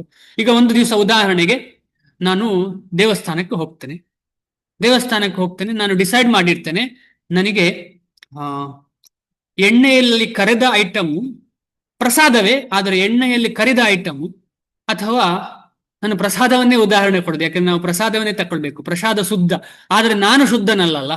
ನನಗೆ ಎಣ್ಣೆಯಲ್ಲಿ ಕರೆದ ಆಹಾರ ನನಗೆ ಸರಿ ಡೈಜೆಷನ್ ಆಗುದಿಲ್ಲ, ನನ್ನ ದೇಹಕ್ಕೆ ಡೈಜೆಷನ್ ಆಗುದಿಲ್ಲ. ಆದರೆ ನಾನು ಹೋಗ್ತೇನೆ, ಪ್ರಸಾದವಾಗುವಾಗ ನನ್ನ ಮನಸ್ಸಿಗೆ ತಿನ್ನೋಣ ಅಂತ ಅನ್ನಿಸ್ತಾ ಉಂಟು. ಅದು ಕಂಟ್ರೋಲ್ ಮಾಡ್ಲಿಕ್ಕೆ ಎಷ್ಟು ಮಾಡಿದ್ರು ಆಗ್ತಾ ಇಲ್ಲ, ವರ್ಷಾನುಗಟ್ಲೆ ಮಾಡಿದ್ರು ಆಗ್ತಾ ಇಲ್ಲ. ಆಗ ಏನಂತ ಆಗತ್ತೆ ನನಗೆ, ಅಯ್ಯೋ ಕಷ್ಟ ಅಂತ ಹೇಳಿ. ಆದ್ರೆ ಭಕ್ತಿಯನ್ನು ಮಾತ್ರ ಬಿಡಬಾರ್ದು. ಅಯ್ಯೋ ದೇವಸ್ಥಾನಕ್ಕೆ ಹೋದ್ರೆ ನಾನು ಅದು ತಿಂದು ಹೋಗ್ತದೆ, ನಾನಿನ್ನು ದೇವಸ್ಥಾನಕ್ಕೆ ಹೋಗುದಿಲ್ಲಪ್ಪ, ಯಾಕೆಂದ್ರೆ ನನಗೆ ಅದು ತಿಂದು ಹೋಗ್ತದೆ ಅಂತ. ಒಂದು ಉದಾಹರಣೆ ಇದು, ಇದನ್ನು ನೀವು ಬೇರೆ ಬೇರೆ ರೀತಿಯಲ್ಲಿ ತಗೊಳ್ಳಿ, ಆದ್ರೆ ಒಂದು ಕೆಳ ರೀತಿಯಲ್ಲಿ ಉದಾಹರಣೆ ಕೊಟ್ಟಿದ್ದೇನೆ, ಯಾಕೆಂದ್ರೆ ಎಲ್ಲರಿಗೂ ಸಮಂಜಸವಾದ ಉದಾಹರಣೆ. ಯಾಕೆಂತ ಹೇಳಿದ್ರೆ ಎಲ್ಲರ ಮನಸ್ಥಿತಿ ಹೇಗಿದೆ ಅಂತ ಗೊತ್ತಿಲ್ಲ. ಇದಕ್ಕೆ ಇನ್ನೂ ಬೇರೆ ಬೇರೆ ಅಂಗಗಳಿಗೆ ಅನುಗುಣವಾಗಿ ನೀವು ಅದನ್ನ ಅರ್ಥ ಮಾಡ್ಕೊಳ್ಳಿಕ್ಕೆ ಪ್ರಯತ್ನ ಪಡಿ. ಈ ಒಂದು ನಾಲಿಗೆಯನ್ನು ನಮಗೆ ಕಂಟ್ರೋಲ್ ಮಾಡೋದು ಎಷ್ಟು ಕಷ್ಟ. ಇದಕ್ಕೊಂದು ಉದಾಹರಣೆ ಹಿಂದೆ ಕೊಟ್ಟಿದ್ದೇವಲ್ಲ, ನಾವು ಡಿಸ್ಕಷನ್ ಮಾಡಿದ್ದೇವೆ. ನಾಲಿಗೆ ಅಂತ ಹೇಳಿದ್ರೆ ಈ ದೋಣಿಯಲ್ಲಿ ಹೋಗುವಾಗ ಆ ದೋಣಿಯನ್ನ ಓಡಿಸುವಂತಹ ಒಂದು ನಾಲಿಗೆ ಆಕೃತಿಯಲ್ಲಿ ಇರುವಂತಹ, ಅದಕ್ಕೆ ಏನ್ ಹೇಳ್ತಾರೆ ನನಗೆ ಮರ್ತೋಯ್ತು ಅದನ್ನು.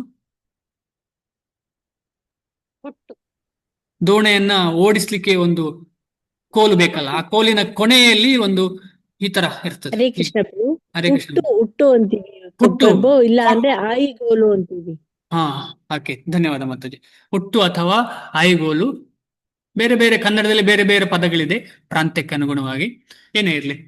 ಸೊ ಅದೇ ರೀತಿಯಲ್ಲಿ ನಾಲಿಗೆ, ಅದನ್ನು ಸರಿಯಾಗಿ ಉಪಯೋಗಿಸಿದ್ರೆ ಭಗವಂತನ ಕಡೆಗೆ ಪ್ರಸಾದ ತಕೊಳ್ಳೋದು, ಜಪ ಮಾಡೋದು, ಆಗ ಅದು ಶುದ್ಧ ಮಾಡ್ತದೆ. ಬೇರೆ ಏನೋ ಮಾಡಿದ್ರೆ ಹೋಯ್ತು, ಅದು ಎಲ್ಲಿಗೆ ಹೋಗ್ತದೆ, ಎಲ್ಲಿಗೆ ಕರ್ಕೊಂಡು ಹೋಗ್ತದೆ ಗೊತ್ತಿಲ್ಲ, ಎಲ್ಲಿಗೆ ಕರ್ಕೊಂಡು ಹೋಗ್ತದೆ ಅಂತ ಗೊತ್ತಿಲ್ಲ. ಅದು ಅಂತಹ ಇಂದ್ರಿಯ ಭೋಗದ ಹಿಂದೆ ಹೋದ್ರೆ ನಾವಿಲ್ಲಿ ಜಾಸ್ತಿ ದಿವಸ ಇರ್ಬೇಕಾಗ್ತದೆ. ಜಾಸ್ತಿ ಅಂದ್ರೆ ಸಾಯುದಿಲ್ಲ ಅಂತಲ್ಲ, ಪುನಃ ಪುನಃ ಇಲ್ಲೇ ಬರ್ಬೇಕು ಅಂತ. ಆದುದರಿಂದ ಈ ಕಾಮವು ಜೀವಿಯನ್ನು ಐಹಿಕ ಜಗತ್ತಿನಲ್ಲಿಯೇ ಉಳಿಸುವ ಸಂಕೇತ. ಎಂತ ಒಂದು ಕಳ್ಳ ನಮ್ಮ ಮನೆಯಲ್ಲಿ ಇದ್ದಾನೆ, ಬಿಡ್ತಾನೆ ಇಲ್ಲ, ಇಲ್ಲೇ ಬಾ ಇಲ್ಲೇ ಬಾ ಅಂತ ಹೇಳಿ ಕರ್ಕೊಂಡು ಬಂದು ನಮ್ಮನ್ನ ಇಲ್ಲೇ ಇಡ್ತಾ ಇದ್ದಾನೆ. ಎಂತ ಒಂದು ಶೋಚನೀಯ ಸ್ಥಿತಿ ನಮ್ದು. ಯಾಕೆ ಹೀಗೆ ಆಯ್ತು ಆ ಪ್ರಶ್ನೆ ನಮಗೆ ಬರಬೇಕು. ಯಾಕೆ ಹೀಗೆ ಆಯ್ತು ನನಗೆ? ಈಗಾದ್ರೂ ನಾನು ಎಚ್ಚೆತ್ತು ಕೃಷ್ಣನನ್ನ ಸಂಪೂರ್ಣವಾಗಿ ಆಲಂಗಿಸ್ತೇನೆ, ಕೃಷ್ಣ ಮಹಾಮಂತ್ರವನ್ನು ಆಲಂಗಿಸ್ತೇನೆ, ಭಕ್ತರನ್ನ ಆಲಂಗಿಸ್ತೇನೆ ಅಂತ ಹೇಳಿದ್ರೆ ಏನಾಗ್ತದೆ ಅಂತ ಹೇಳಿದ್ರೆ ಇದರಿಂದ ಹೊರಗೆ ಬರ್ಲಿಕ್ಕೆ ಸಾಧ್ಯ. ಇಂದ್ರಿಯ ಭೋಗದಲ್ಲಿ ಸ್ವಲ್ಪ ಸುಖದ ಭಾವನೆ ಇರಬಹುದು, ಆಗ ಮಾತಾಡಿದ್ದೇವಲ್ಲ, ಸ್ವಲ್ಪ ಸುಖ. ಆದರೆ ವಾಸ್ತವವಾಗಿ ಸುಖ ಎನ್ನಿಸುವ ಈ ಭಾವನೆಯು ಅಂತಿಮವಾಗಿ ಭೋಗ ಪಡುವವನ ಶತ್ರುವೇ ಆಗಿರುತ್ತದೆ. ಇದನ್ನು ಹೆಚ್ಚು ಎಕ್ಸ್ಪ್ಲೇನ್ ಮಾಡುವ ಅಗತ್ಯ ಇಲ್ಲ, ನಿಮಗೆಲ್ಲರಿಗೂ ಗೊತ್ತಾಗಿದೆ, ನನಗೂ ಗೊತ್ತಾಗಿದೆ. 4-5 ಗುಲಾಬ್ ಜಾಮೂನು ತಿಂದೆ, ಆ 4-5 ಗುಲಾಬ್ ತಿಂದದ್ದು ನನಗೆ ಸರಿ ಡೈಜೆಷನ್ ಆಗುದಿಲ್ಲ, ಆದ್ರೆ ಅದು ಸ್ವಲ್ಪ ಸುಖ ಕೊಟ್ಟಿತ್ತು ಆಗ. ಆದ್ರೆ ಈಗ ಕಂಪ್ಲೀಟ್ ಹೊಟ್ಟೆ ಹಾಳಾಗಿ 2 ದಿನ ಹಾಳಾಯ್ತು. 2 ದಿನ, 1 ದಿನ ಅಲ್ಲ, 2 ದಿನ ಲೂಸ್ ಮೋಷನ್, 2 ದಿನ ಹೊಟ್ಟೆ ಗುಡು ಗುಡು ಗುಡು ಗುಡು ಗುಡು. ಪ್ರಸಾದವೇ ತಿಂದದ್ದು, ಆದ್ರೆ ನನಗೆ ಆಗ್ಲಿಲ್ಲವೇ? ಪ್ರಸಾದವೇ ತಿಂದದ್ದು ನಾನು, ಆದ್ರೆ ನನಗೆ ಆಗ್ಲಿಲ್ಲ. ಯಾಕಂದ್ರೆ ನಾನು ಆ ಸ್ಥಿತಿಯಲ್ಲಿಲ್ಲ, ಭೀಮನಾಗಿ ಆಗ್ಲಿಕ್ಕೆ ಸಾಧ್ಯ ಇಲ್ಲ ನಾನು. ಅದೇ ರೀತಿಯಲ್ಲಿ ನಾವು ಅಂತಹ ಭೋಗದ ಹಿಂದೆ ಹೋಗಬಾರ್ದು. ಯಾರು ನಿಜವಾಗಿ ಯೋಗದ ಹಿಂದೆ ಹೋಗ್ತಾರೆ, ಈಗ ಫಾರ್ ಎಕ್ಸಾಂಪಲ್ ಉದಾಹರಣೆಗೆ ಈ ಪ್ರಸಾದ ಸ್ವೀಕರಿಸುವುದು ಅಂತ ಹೇಳಿದ್ರೆ ಒಂದು ಯಜ್ಞ, ಯೋಗ ಅದು ಒಂದು. ಅದನ್ನು ತಿನ್ನುವಾಗ ನಾವು ಪ್ರಜ್ಞೆಯಿಂದ ಅದು ಭಗವಂತನೇ ಅಂತ ಹೇಳಿ ಸ್ವೀಕರಿಸಿದ್ರೆ ಆಗ ನಮಗೆ ಇದೆಲ್ಲ ಆಗುದಿಲ್ಲ. ಆದ್ರೆ ನಾವು ತಿನ್ನುವುದೇನು, ಅದು ಗುಲಾಬ್ ಜಾಮೂನು ಅಂತ ನೋಡ್ತಿದ್ದೇವೆ ನಾವು, ಅದು ಇದು ಅಂತ ನೋಡ್ತಿದ್ದೇವೆ. ಆಮೇಲೆ ನಮ್ಮ ಹೊಲಗೆ ನಾಲಿಗೆಯಿಂದ ತಿಂತಾ ಇದ್ದೇವೆ. ಏನು ಮಾತಾಡುದು ಕೃಷ್ಣನ ಬಗ್ಗೆ ಅಲ್ಲ, ಅವ್ರು ಹೇಗಿದ್ದಾರೆ, ಇವರು ಹೇಗಿದ್ದಾರೆ, ಅವ್ರು ಚೆನ್ನಾಗಿದ್ದಾರೆ, ಹೀಗೆ ಮಾತಾಡ್ತಾ ತಿಂತಿದ್ದೇವೆ. ಸಂಪೂರ್ಣವಾಗಿ ಇರುವುದು ದೇವಸ್ಥಾನದಲ್ಲಿ, ಮಾತನಾಡುದು ಬಾಹ್ಯ, ಎಲ್ಲವೂ ಐಹಿಕ ವಿಚಾರಗಳನ್ನು ಮಾತಾಡಿದರೆ ಹೇಗೆ ಅದು ಕರೆಕ್ಟ್ ಆಗಿ ಡೈಜೆಷನ್ ಆಗ್ಲಿಕ್ಕೆ ಸಾಧ್ಯವೇ ಇಲ್ಲ. ಯಾಕೆಂತ ಹೇಳಿದ್ರೆ ಡೈಜೆಷನ್ ಮಾಡೋದೇ ಭಗವಂತ. ಅವನಿಗೆ ಕೊಡ್ತಾ ಇರೋದು ಅಗತ್ಯ ಇಲ್ಲದೆ ಕೊಡ್ತಾ ಇದ್ರೆ ಏನ್ ಮಾಡ್ಲಿಕ್ಕೆ ಸಾಧ್ಯ ಭಗವಂತ? ಆದ ಕಾರಣ ಪ್ರಸಾದ ಸಮಯದಲ್ಲಿ ಕೂಡ ಭಗವಂತನ ಬಗ್ಗೆ ಚಿಂತನೆ ಮಾಡ್ತಾ ನಾವು ಪ್ರಸಾದ ತಿನ್ಬೇಕು. ಆಗ ಏನಾಗ್ತದೆ ಅಂತ ಹೇಳಿದ್ರೆ ಪ್ರಸಾದ ಸ್ವೀಕರಿಸಿದ್ದು ಚೆನ್ನಾಗಿ ಅರಗಿ ಅದು ಕೃಷ್ಣ ಪ್ರಜ್ಞೆಯಾಗಿ ಬದಲಾವಣೆ ಆಗ್ತದೆ. ಕೃಷ್ಣನನ್ನೇ, ಕೃಷ್ಣ ಆಹಾರ, ಕೃಷ್ಣ ಕೊಟ್ಟದ್ದು ಎಲ್ಲವೂ ಕೃಷ್ಣ ಪ್ರಜ್ಞೆಯೇ. ಅದು ನಿಜವಾಗಿ ಈಗ ನಾನು ಮಾತಾಡಿದ್ದು ಈ ಶಬ್ದ ಅದು ಇಲೆಕ್ಟ್ರಾನಿಕ್ ಆಗಿ ಕನ್ವರ್ಟ್ ಆಗಿ ನಿಮ್ಮ ಹತ್ರ ಬಂದು ನಿಮಗೆ ಅದು ಪುನಃ ಶಬ್ದವಾಗಿ ಕೇಳಿದೆ. ಅದೇ ರೀತಿ ನಮಗೆ ಪ್ರಸಾದ ಭೌತಿಕವಾಗಿ ಕಾಣ್ತಾ ಉಂಟು, ಆದರೆ ಅದು ಕೃಷ್ಣ ಪ್ರಜ್ಞೆ. ಅರ್ಥ ಮಾಡ್ಕೊಳ್ಳಿಕ್ಕೆ ಪ್ರಯತ್ನ ಪಡೋಣ. ಪ್ರಸಾದ ಭೌತಿಕವಾಗಿ ಕಾಣ್ತಾ ಉಂಟು, ಆಹಾರದಾಗಿ ಕಾಣ್ತಾ ಉಂಟು, ಆದರೆ ಅದು ಫುಲ್ ಕೃಷ್ಣ ಪ್ರಜ್ಞೆ. ಅದನ್ನು ನಾವು ಆಹಾರವನ್ನ ಜಗದ್ದು ಕೃಷ್ಣನ ಬಗ್ಗೆ ಚಿಂತನೆ ಮಾಡ್ತಾ ತಿಂದ್ರೆ ಏನಾಗ್ತದೆ, ಅದು ನಮ್ಮ ಬಾಯಿಯಿಂದ, ಕಿವಿಯಿಂದ, ಕಣ್ಣಿಂದ ಕೃಷ್ಣನ ಬಗ್ಗೆ ಯೋಚನೆ ಮಾಡೋದಕ್ಕೆ ಸಹಾಯ ಆಗ್ತದೆ. ಹೇಗೆ ನಾನು ಇಲ್ಲಿಂದ ಮಾತಾಡಿದ್ದು ಈ ಶಬ್ದವು ಇಲೆಕ್ಟ್ರಾನಿಕ್ ತರಂಗಗಳಾಗಿ ಮಾರ್ಪಟ್ಟು ಆಮೇಲೆ ನಿಮ್ಗೆ ಪುನಃ ಅದು ಕನ್ವರ್ಟ್ ಆಗಿ ಶಬ್ದವಾಗಿ ಹೊರಗೆ ಬರ್ತಾ ಉಂಟು. ಮಧ್ಯೆಯಲ್ಲೂ ಶಬ್ದ ಇಲ್ಲ ಅದು ಅಲ್ವಾ? ಇಲ್ಲಿಂದ ಈಗ ಬೇರೆ ಎಲ್ಲೋ ಮನೆಯಲ್ಲಿ ಇರ್ತೀರಿ ನೀವು, ಅಲ್ಲೆಲ್ಲೂ ಇಲ್ಲಿಂದ ಬೇರೆ ಯಾರಿಗೂ ಕೇಳುವುದಿಲ್ಲ ಅದು. ಇಲ್ಲಿಂದ ಒಂದು 6-7 ಕಿಲೋಮೀಟರ್ ಹೊರ ಆ ಕಡೆ ಇದ್ರೂ ಕೇಳೋದಿಲ್ಲ, 100-3 ಕಿಲೋಮೀಟರ್ ಇದ್ರೂ ಕೇಳೋದಿಲ್ಲ. ಆದ್ರೆ ನಿಮಗೆ ಕೇಳಿಸ್ತಾ ಉಂಟು.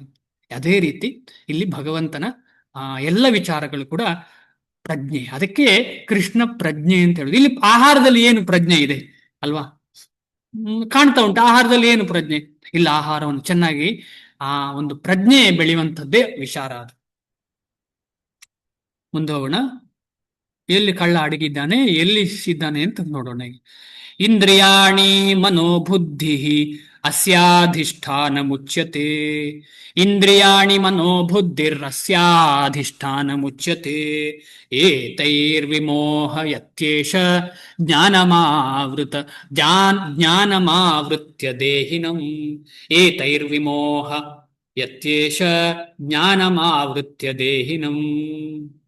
ಇಂದ್ರಿಯಾಣಿ ಇಂದ್ರಿಯಗಳು, ಮನಃ ಮನಸ್ಸು, ಬುದ್ಧಿಯು ಅಸ್ಯ ಈ ಕಾಮದ ಅಧಿಷ್ಠಾನಂ ಆವಾಸ ಸ್ಥಾನ ಎಂದು ಉಚ್ಯತೆ ಹೇಳಲಾಗಿದೆ.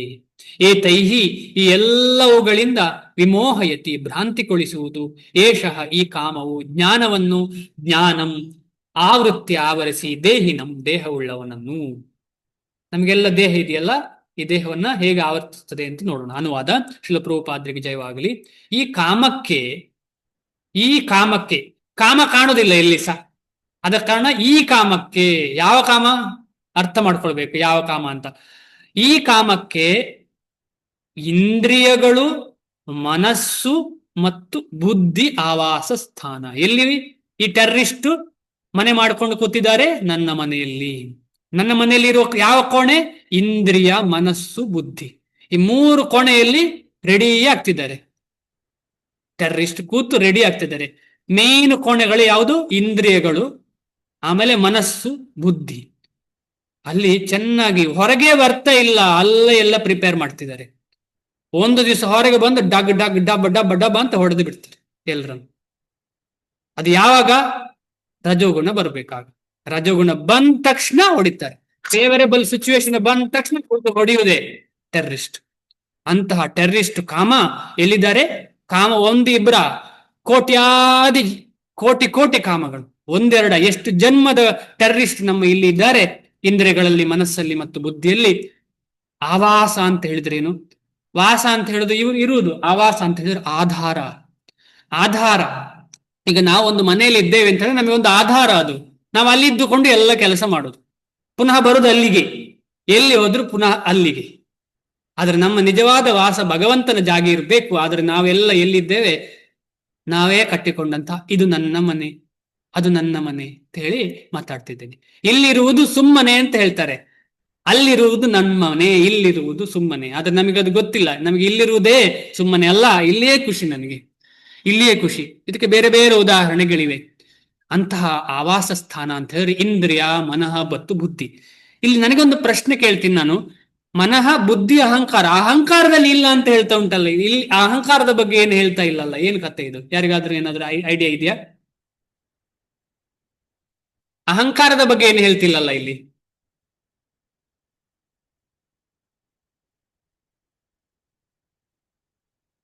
ಸರಿ, ಯೋಚನೆ ಮಾಡಿ, ಲಾಸ್ಟಿಗೆ ನೋಡೋಣ. ಅವುಗಳ ಮೂಲಕ ಕಾಮವು ಜೀವಿಯ ಜ್ಞಾನವನ್ನು ಆವರಿಸಿ ಅವನನ್ನು ದಿಕ್ಕುಗೆಡಿಸುತ್ತದೆ. ಅಲ್ಲಿ ಕೂತ್ರೆ ಏನಾಗ್ತದೆ ಗೊತ್ತಲ್ಲ? ಫುಲ್ ಆವರಿಸಿ ಅವನನ್ನ ದಿಕ್ಕುಗಡಿಸ್ತದೆ. ಈ ಟೆರ್ರಿಸ್ಟ್ ಅಂದ್ರೆ ಹಾಗೆ. ಮನೆಗೆ ಒಂದ್ಸಲ ಬಂದ್ರೆ ಸಾಕು, ಅವ್ರು ಹೇಗಾದ್ರೂ ಆ ಮನೆಯ ಓನರ್ ಅನ್ನ ಸ್ಯಾಟಿಸ್ಫೈ ಮಾಡ್ಲಿಕ್ಕೆ ಪ್ರಯತ್ನ ಪಡ್ತಾನೆ. ಹೇಗಾದ್ರೂ ಕೂಡ ಸ್ವಲ್ಪ ಜನ ಹಣ ಜಾಸ್ತಿ ಕೊಡುದು, ಏನೋ ಒಳ್ಳೆ ಮಾತಾಡುದು, ಒಳ್ಳೆ ರೀತಿಯಲ್ಲಿ ರಿಲೇಶನ್ಶಿಪ್ ಮೇಂಟೈನ್ ಮಾಡುದು, ಏನು ಅವನು ಒಳಗೆ ಏನ್ ಮಾಡ್ತಿದೆ ಅಂತ ಗೊತ್ತೇ ಆಗ್ಬಾರ್ದು ಯಾರಿಗೂ. ಈಗ ನನಗೆ ಟೆರ್ರಿಸ್ಟ್ ಅಂತ ಗೊತ್ತಾದ್ರೆ ನಾನು ಅವಕಾಶ ಕೊಡ್ತೇನೆ? ಗೊತ್ತಾಗದ ಕಾರಣ ಅವಕಾಶ ಕೊಟ್ಟಿದ್ದೇನೆ. ಹೊರ ನೋಟಕ್ಕೆ ಅವರೆಲ್ಲ ನಾರ್ಮಲ್ ಆಗಿರ್ತಾರೆ. ಅವ್ರು ಒಳಗಿಂದ ಮಾಡುವುದೇ ಬೇರೆ. ಆದ ಕಾರಣ ಈ ಕಾಮವು ಈ ಮನೆಯಲ್ಲಿ 3 ಕೋಣೆಯಲ್ಲಿ ಇದ್ದು ಏನು ಮಾಡ್ತಾ ಉಂಟು ಅಂತ ಹೇಳಿದ್ರೆ, ಆತ್ಮಕ್ಕೆ ಬಾಧೆ ಕೊಡುವಂಥದ್ದು. ಪುನಃ ಪುನಃ ಆತ್ಮಕ್ಕೆ ಈ ದೇಹ ಸಿಗುವ ಹಾಗೆ ಮಾಡುತ್ತಾ ಇರುವಂತ ಕೆಲಸ. ಜೈಲಿಗೆ ಕಳಿಸುದು. ಅದು ಜೈಲಿಗೆ ಕಳಿಸುದು. ಯಾವ ಜೈಲು? ಈ ಭೂಮಿ ಮಾತ್ರ ಅಲ್ಲ, 14 ಪ್ಲಾನೆಟರಿ ಸಿಸ್ಟಮ್. ಅಂದ್ರೆ ಭುವಃ ಮಹಃ ಜನಃ ತಪಃ ಸತ್ಯಂ. ಮೇಲೆ 7, ಕೆಳಗೆ 7. ಅತಲ ವಿತ್ತಲ ಸುತ್ತಲ ತಲಾತಲ ಪಾತಾಳ ಅಂತ ಹೇಳಿ 5, 6, 7. ಇಲ್ಲೆಲ್ಲ ಬಂದು ಸಿಕ್ಕಾಕೊಳ್ಳುವ ಹಾಗೆ ಮಾಡುದು ಯಾರು? ಈ ಕಳ್ಳ ಕಾಮ. ನಾವೆಲ್ಲ ಹೇಳ್ಬೋದು ನಂಗೆ ಇಲ್ಲ ಅಂತ ಹೇಳಿ. ಅಲ್ಲ, ಅದೇ ಇರುದು. ನಮಗೆಲ್ಲ ಅದೇ ಇದ್ದ ಕಾರಣ ನಾವಿಲ್ಲಿದ್ದೇವೆ. ನಾವು ಯಾರು ಹೇಳಲಿಕ್ಕೆ ಸಾಧ್ಯ ಇಲ್ಲ ಇದು ನನಗಿಲ್ಲ ಅಂತ ಹೇಳಿ. ಆದ ಕಾರಣ ನಮಗೆ ಎಷ್ಟರ ಮಟ್ಟಿಗೆ ಅದಿದೆ ಅಂತ ಹೇಳಿ ಹಿಂದಿನ ಶ್ಲೋಕ ನಮಗೆ ಗೊತ್ತುಂಟು. ನಮ್ಗೆ ಎಷ್ಟರ ಮಟ್ಟಿಗೆ ಕೃಷ್ಣ ಪ್ರಜ್ಞೆಯಲ್ಲಿ ಆಸಕ್ತಿ ಇದೆ ಅಷ್ಟರ ಮಟ್ಟಿಗೆ ಕಾಮ ಕಮ್ಮಿ ಆಗ್ತಾ ಇದೆ ಅಂತ ಅರ್ಥ. ಭಾವಾರ್ಥ: ಬದ್ಧ ಆತ್ಮನ ದೇಹದಲ್ಲಿ ಶತ್ರು ಆಯಕಟ್ಟಿನ ಸ್ಥಾನವನ್ನು ವಶ ಮಾಡಿಕೊಂಡಿದ್ದಾನೆ. 3 ರೂಮನ್ನು ವಶ ಮಾಡಿಕೊಂಡಿದ್ದಾನೆ ದೇಹದಲ್ಲಿ. ಯಾವುದದು ಆಯಕಟ್ಟು? ಮನಃ, ಬುದ್ಧಿ, ಅಹಂಕಾರ. ಸಾರಿ ಇಂದ್ರಿಯ, ಮನ, ಬುದ್ಧಿ. ಶತ್ರುವನ್ನ ಸೋಲಿಸಲು ಬಯಸುವವನಿಗೆ ಶತ್ರು ಎಲ್ಲಿದ್ದಾನೆ ಎಂದು ತಿಳಿಯಬೇಕು.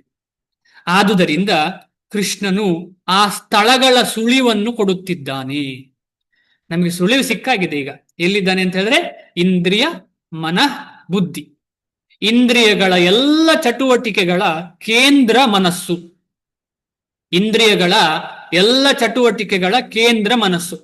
ಇದು ನಮ್ಗೆಲ್ಲ ಸಿಂಪಲ್ ಆಗಿ ಅರ್ಥ ಆಗ್ತದೆ. ಮನಸ್ಸು ಹೇಳಿದ್ದನ್ನೇ ಅಲ್ವಾ ಇಂದ್ರಿಯ ಮಾಡುದು. ಮನಸ್ಸು ಹೇಳಿದ್ದನ್ನೇ ಇಂದ್ರಿಯ ಮಾಡ್ತದೆ. ಆದ್ರೆ ಮನಸ್ಸಿನ ಯಜಮಾನ ಬುದ್ಧಿ. ಬುದ್ಧಿಯ ಯಜಮಾನ ಅಹಂಕಾರ. ಅಥವಾ ಅಲ್ಲಿ 2 ರೀತಿಯ ಅಹಂಕಾರ, ಮಿಥ್ಯಾ ಅಹಂಕಾರ ಮತ್ತು ಅಹಂಕಾರ. ಅದರ ಬಗ್ಗೆ ಇದಾದ ಮೇಲೆ ಡಿಸ್ಕಷನ್ ಮಾಡೋಣ. ಆದುದರಿಂದ ಇಂದ್ರಿಯ ವಸ್ತುಗಳ ವಿಷಯವನ್ನು ಕೇಳಿದಾಗ ಸಾಮಾನ್ಯವಾಗಿ ಮನಸ್ಸು ಎಲ್ಲ ಇಂದ್ರಿಯ ಭೋಗಗಳ ಯೋಚನೆಗಳ ಆಗರವಾಗುತ್ತದೆ. ಇಲ್ಲಿ ತುಂಬಾ ಇಂಪಾರ್ಟೆಂಟ್ ಶಬ್ದ ಯಾವುದು ಇಷ್ಟರಲ್ಲಿ? ಯಾರಿಗಾದರೂ ಹೇಳ್ಬೋದಾ? ಇದರಲ್ಲಿ ಒಂದು ಪದ ಅಥವಾ ಒಂದು ಶಬ್ದ ತುಂಬಾ ಇಂಪಾರ್ಟೆಂಟ್. ಅದನ್ನ ನಾವು ಅರ್ಥ ಮಾಡ್ಕೊಂಡ್ರೆ ನಮ್ಮ ಜೀವನ ಬದಲಾವಣೆ ಆಗ್ತದೆ.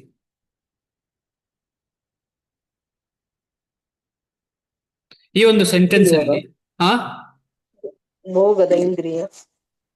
ಭೋಗದ ಇಂದ್ರಿಯ. ಓಕೆ,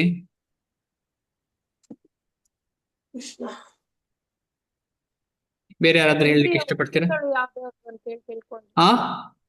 ಇಂದ್ರಿಯ ವಸ್ತುಗಳು ಯಾವ್ದ್ಯಾವ್ದು ಅಂತೇಳಿ, ಅಂದ್ರೆ ಇಂದ್ರಿಯ ತೃಪ್ತಿ ಪಡೋಕೆ ಯಾವ್ದು ವಸ್ತುಗಳು ಅಂತೇಳಿ ನಮ್ಗೆ ಗೊತ್ತಾದ್ರೆ ನಾವು ಅದರಿಂದ. ನಿಮ್ಮ ಶಬ್ದ ಕ್ಲಿಯರ್ ಕೇಳ್ತಿಲ್ಲ ಮತ್ತೆ ಸರಿಯಾಗಿ.